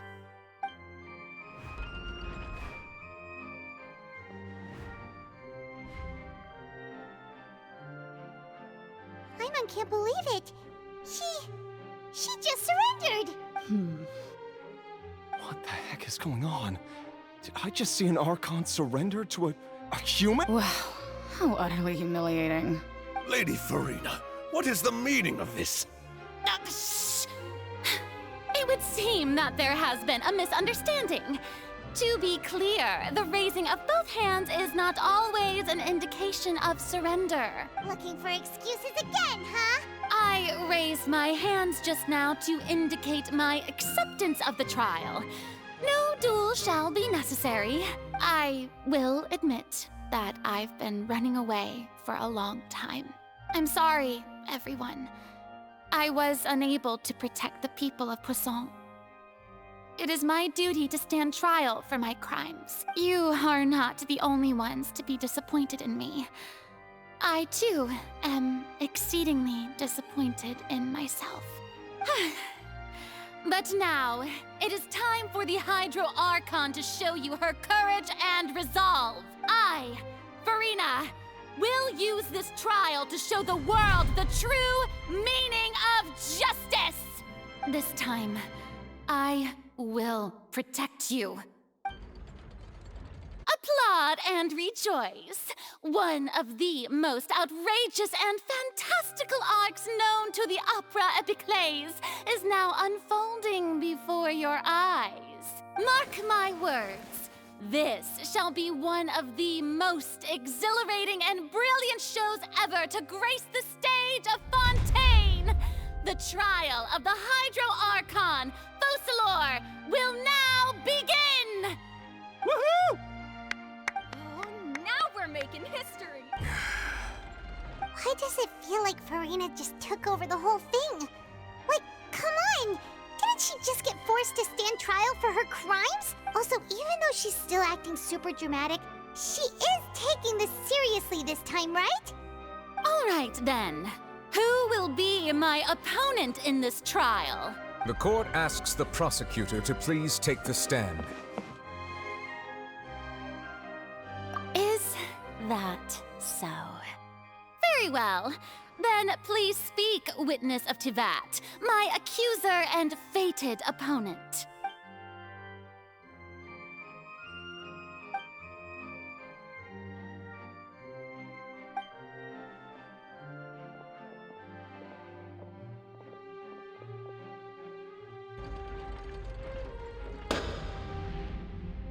Also, please allow me to ask, as a final question before the trial begins, just how much work did you do to force me onto this stage? Well, we did do a lot of prep after the meeting that day. I can go over the tasks assigned to the Spina di Rosula, since they were rather straightforward and easy. Navia, the president of the Spina di Rosula. Most of the people who participated in the disturbance this morning were my subordinates. They changed into plain clothes and came to the Opera House as regular audience members, waiting for the perfect opportunity to incite insurrection against you. The people's resentment against their Archon has been building as more and more of the prophecy is fulfilled. A spark was all we needed to turn smoldering anger into a flame. Moreover, according to our understanding and analysis of you, when something like that occurred, you would likely flee the scene and head to Poisson by yourself. So, we arranged for a second group to lie in wait there. So, you mean the ones who scoured the settlement for me were also from the Spina? And their goal was to force you to step into the giant magic box so you may personally participate in the greatest magic performance in all of Fontanian history. That's right. That house was a magic box, rather than someone's residence. As the super ultimate version of the setup that I used when I first performed at the Opera Epiclese, the volume of the box was increased by a whole order of magnitude, and the distance it traversed was the entire gap between Poisson and Areneas. Its cargo, of course, was an Archon instead of a human. My thanks, Furina. Without your help, we could never have pulled off such an extraordinary performance. You're welcome? Of course, this performance was only made possible with Father's support. The House of the Hearth spent a massive amount of labor in Mora to pull this off. We had to select a location, construct the giant magic box, dig a tunnel, and open up a path through the water. It was a lot of work for all of us. So, in other words, the earthquake that we felt within the giant magic box was just a normal tremor from the transportation of the whole house? That's right. It wasn't a sign of another disaster to come. Then, I can guess Neuvillette and Cloran's parts. You gathered a crowd, prepared a stage, and made sure that the champion duelist would be immediately ready for a fight. Also that as soon as I appeared on the stage, the trial may commence without a hitch. Am I right? Yes, that is correct. Well, Cloran, I must commend you for your courage. Only the most outstanding champion duelist in all of Fontaine would accept a duel with an Archon without flinching. Thank you. As for you, Traveler, I suppose you'd make sure that I didn't notice anything amiss before revealing yourself as my prosecutor once we'd arrived onto the stage. Oh?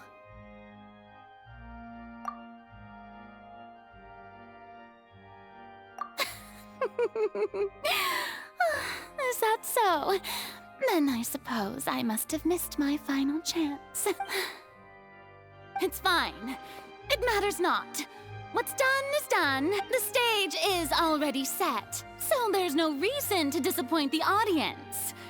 Let's see this trial through to the very end.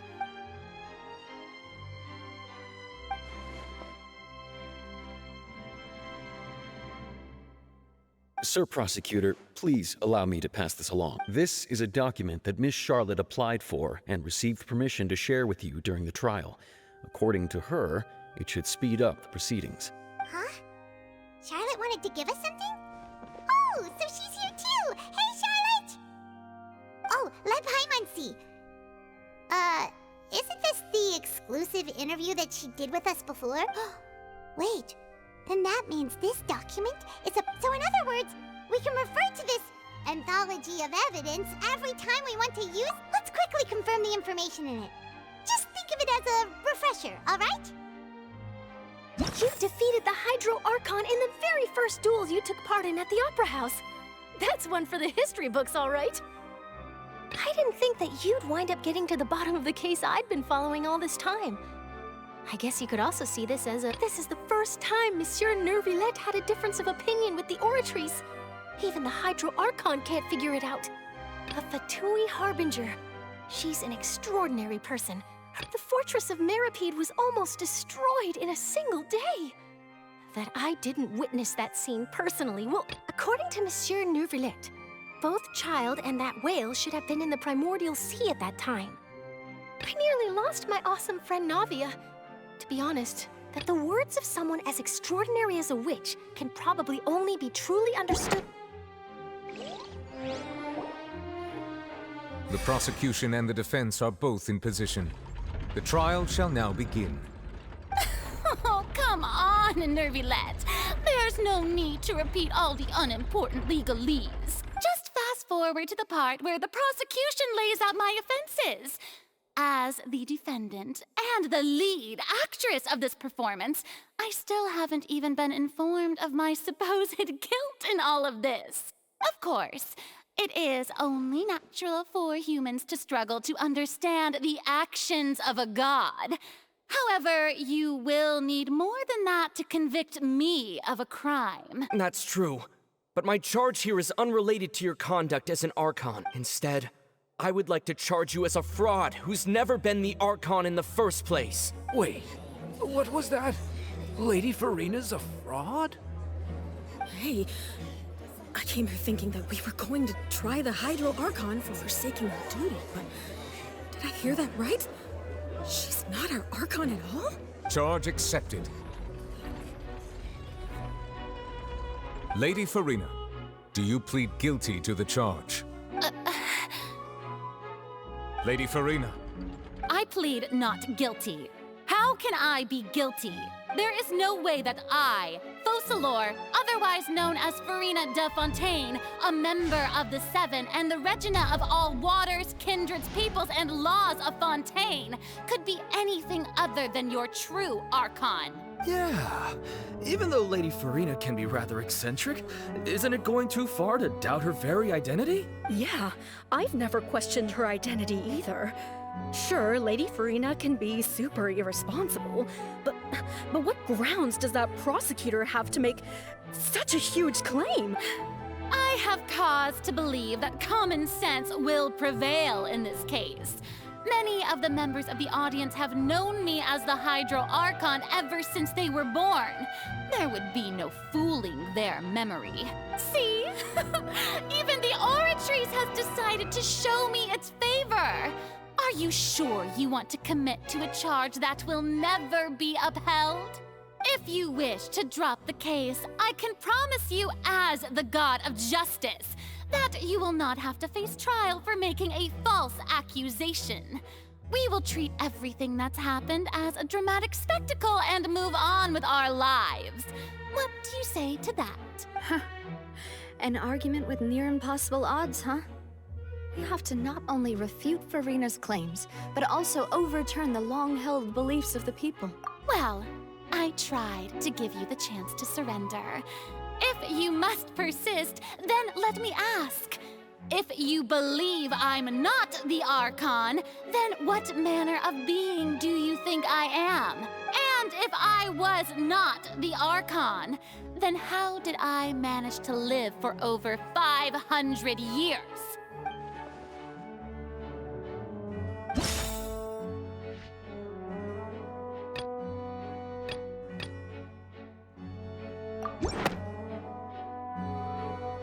First of all, you may be a member of another long-lived race, which would allow you to naturally possess an extended lifespan. And second of all, even if that wasn't the case, there could be other ways to extend your life. Who gave you that idea? Was it the knave? You'd sink so low as to use a harbinger's words against me. A curse? I once thought it possible that the aura of an Archon might naturally resemble a type of curse. But in light of this claim, perhaps what I sensed was not your divinity, but a curse after all. You sensed it too, huh, Neuvillette? Lady Furina is actually a human? Well, it is true that it's extremely difficult to tell humans and gods apart just by looking at them. It's not impossible.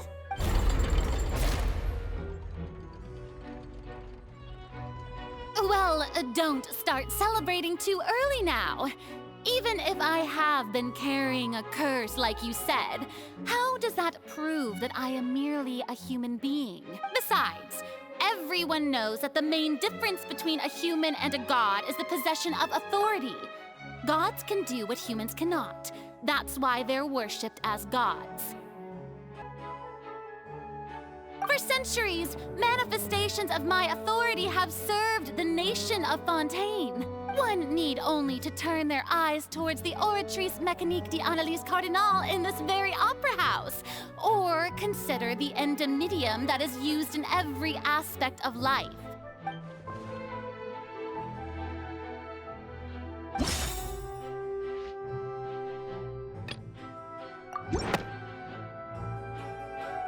You tried to reference the Oratrice, but weren't you as confused as all the rest of us when the Oratrice declared Child to be guilty without any proof? Otherwise, you should have come up with a good explanation for that by now. Didn't I make myself clear at the time? The decisions of the gods are naturally difficult for humans to comprehend. There is no need to provide an explanation.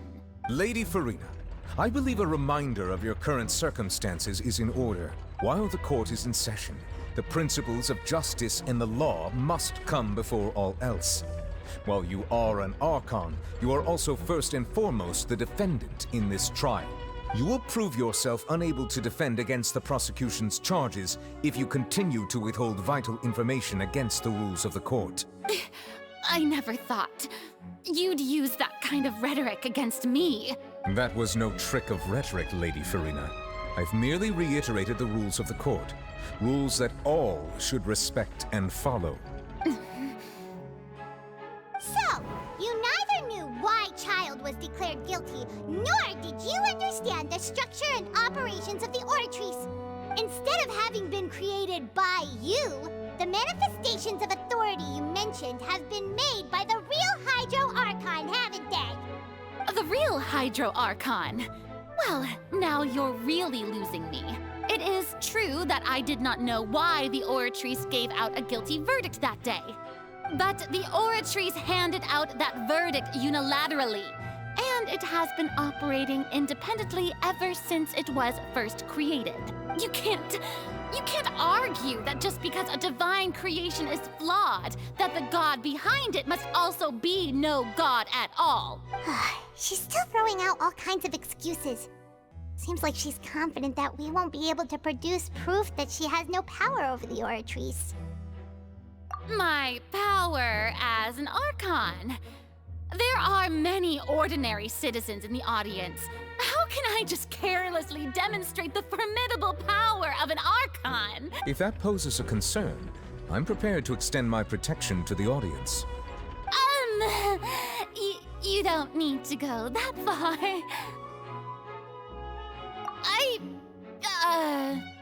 Aren't you the Hydro Archon? Or is it that you can't even wield the power of Hydro, much less the authority of a god? Indemnitium! Yes! It's all because of Indemnitium! All Archons derive their power from the faith of the people, and I've converted the people's faith in justice into Indemnitium! Thus did I give up all of my divine power to provide everyone with energy for their daily lives. Have you ever seen a more magnanimous god? Isn't that a huge stretch? Yeah, no matter how generous an Archon can be, how could they give up all their power? Can a god with no power even still be called a god? It seems like nobody's buying Furina's excuse. Hey, come now, everyone. Please don't stare at me as if I was a liar. I'm still the same Furina you knew, right? The one that you loved. Shouldn't you want to believe in me? Please? You've got to believe me. If what the prosecutor said is true, she really has committed a grave offense. Did she deceive all of us? And all of our parents and grandparents too? And all of our ancestors? Ever since they were born? Enough! That's enough. Tell me then, if I'm not the real Hydro Archon, then who is? If you have no evidence of another Hydro Archon's existence, nor can you find anyone who can back up their claim to be such, then what grounds have you to say that I'm not actually the real deal? Wow, She came up with yet another argument. How can we refute her now? Seems like she really doesn't want to give up.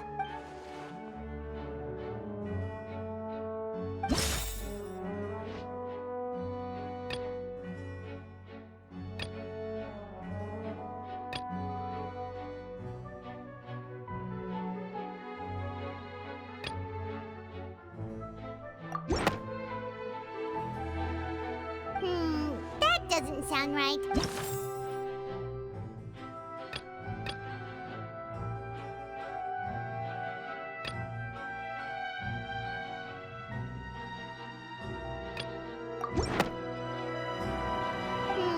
That doesn't...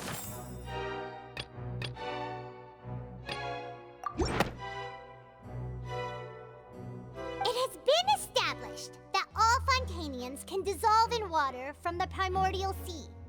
And that means... Since you insist on claiming to be a god and not a human, then there's a method that you can use right here and now to eliminate all suspicions of you being the latter.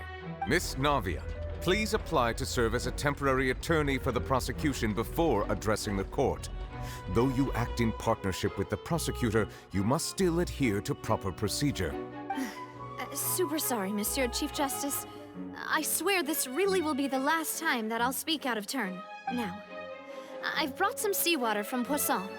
As everyone knows, a massive flood struck the area not long ago, taking many lives, including those of some of my closest friends. So, Miss Furina, would you dare to touch some of this seawater?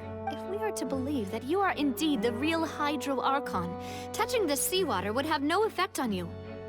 All it should do is strengthen your case. But if you don't dare to touch it, then we would have basically proved the reverse. Oh, and I must remind you that after the disaster at Poisson, nobody wants to see any more people dissolve. I do hope you'll act prudently and choose the simpler path of admitting guilt. Navia from the Spina di Rasula. The Spina has governed Poisson for many years. I guess her suggestion is valid. If Lady Furina is indeed just a human, she's probably Fontanian like all the rest of us. Would she really dare to try?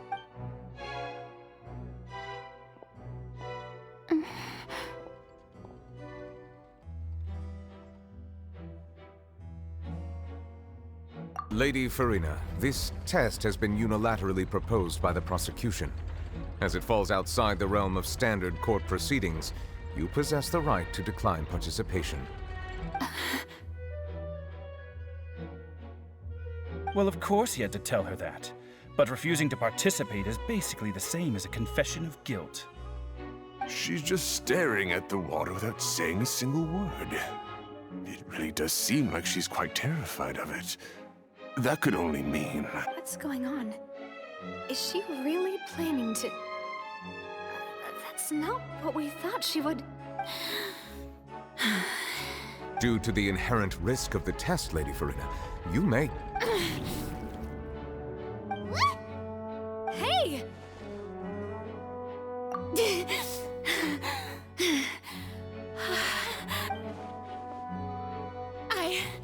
I'm fine! Look at me, everyone! My hand is still here!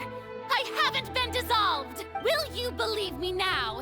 I really am your Archon! I'm nothing like a normal human who would fall apart as soon as they touch this water! Really? Was this not the most obvious thing in the world? Miss Siegewin?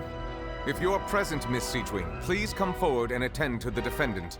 Siegewin? Don't be nervous. It'll just take a few seconds. Let me see. That should be enough. Please announce the results of your evaluation to the court, Miss Siegewin. As everyone doubtlessly saw, Miss Furina was displaying symptoms of hyperventilation and flushed skin. These indicate that she was experiencing the adverse effects of exposure to primordial seawater. The extent to which she was affected is the same as other humans when exposed to primordial seawater of a similar concentration. Thank you, Miss Siegewin. Lady Furina, you may return to the defendant's stand. Oh wait, what did she just say? I didn't get dissolved! Shouldn't that be enough to prove my innocence? Well, considering your tendency to run from your problems, we did originally prepare a direct sample of the seawater around Poisson. However, after extensive discussion, we exchanged it for a sample that is not concentrated enough to dissolve an actual human.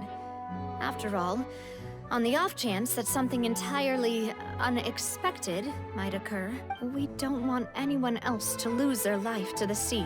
Yeah, so out of regard for Furina's life, you secured a low-concentration sample and asked the head nurse to serve as an expert witness. It's a great thing that the direct sample wasn't actually used. Furina could have... I can't believe you...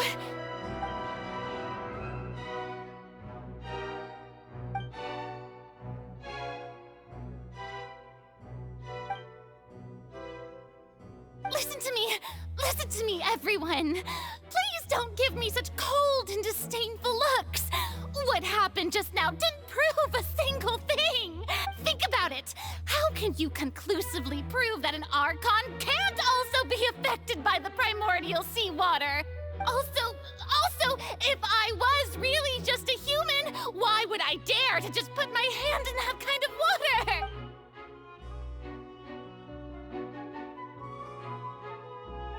Please, everyone, anyone, just listen to me! I swear, I really am your Archon!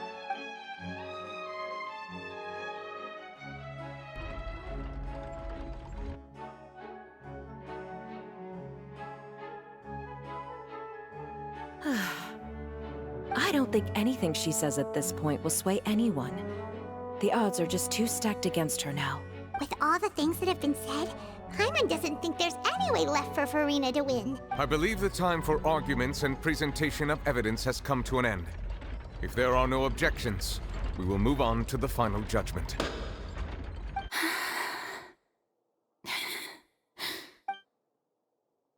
I don't think anything she says at this point will sway anyone. She's too stacked against her now.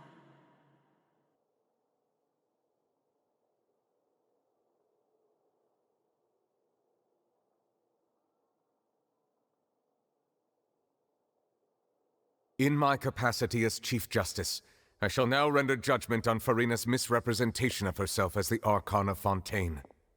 As a human who knowingly deceived her fellow citizens, Furina is... guilty.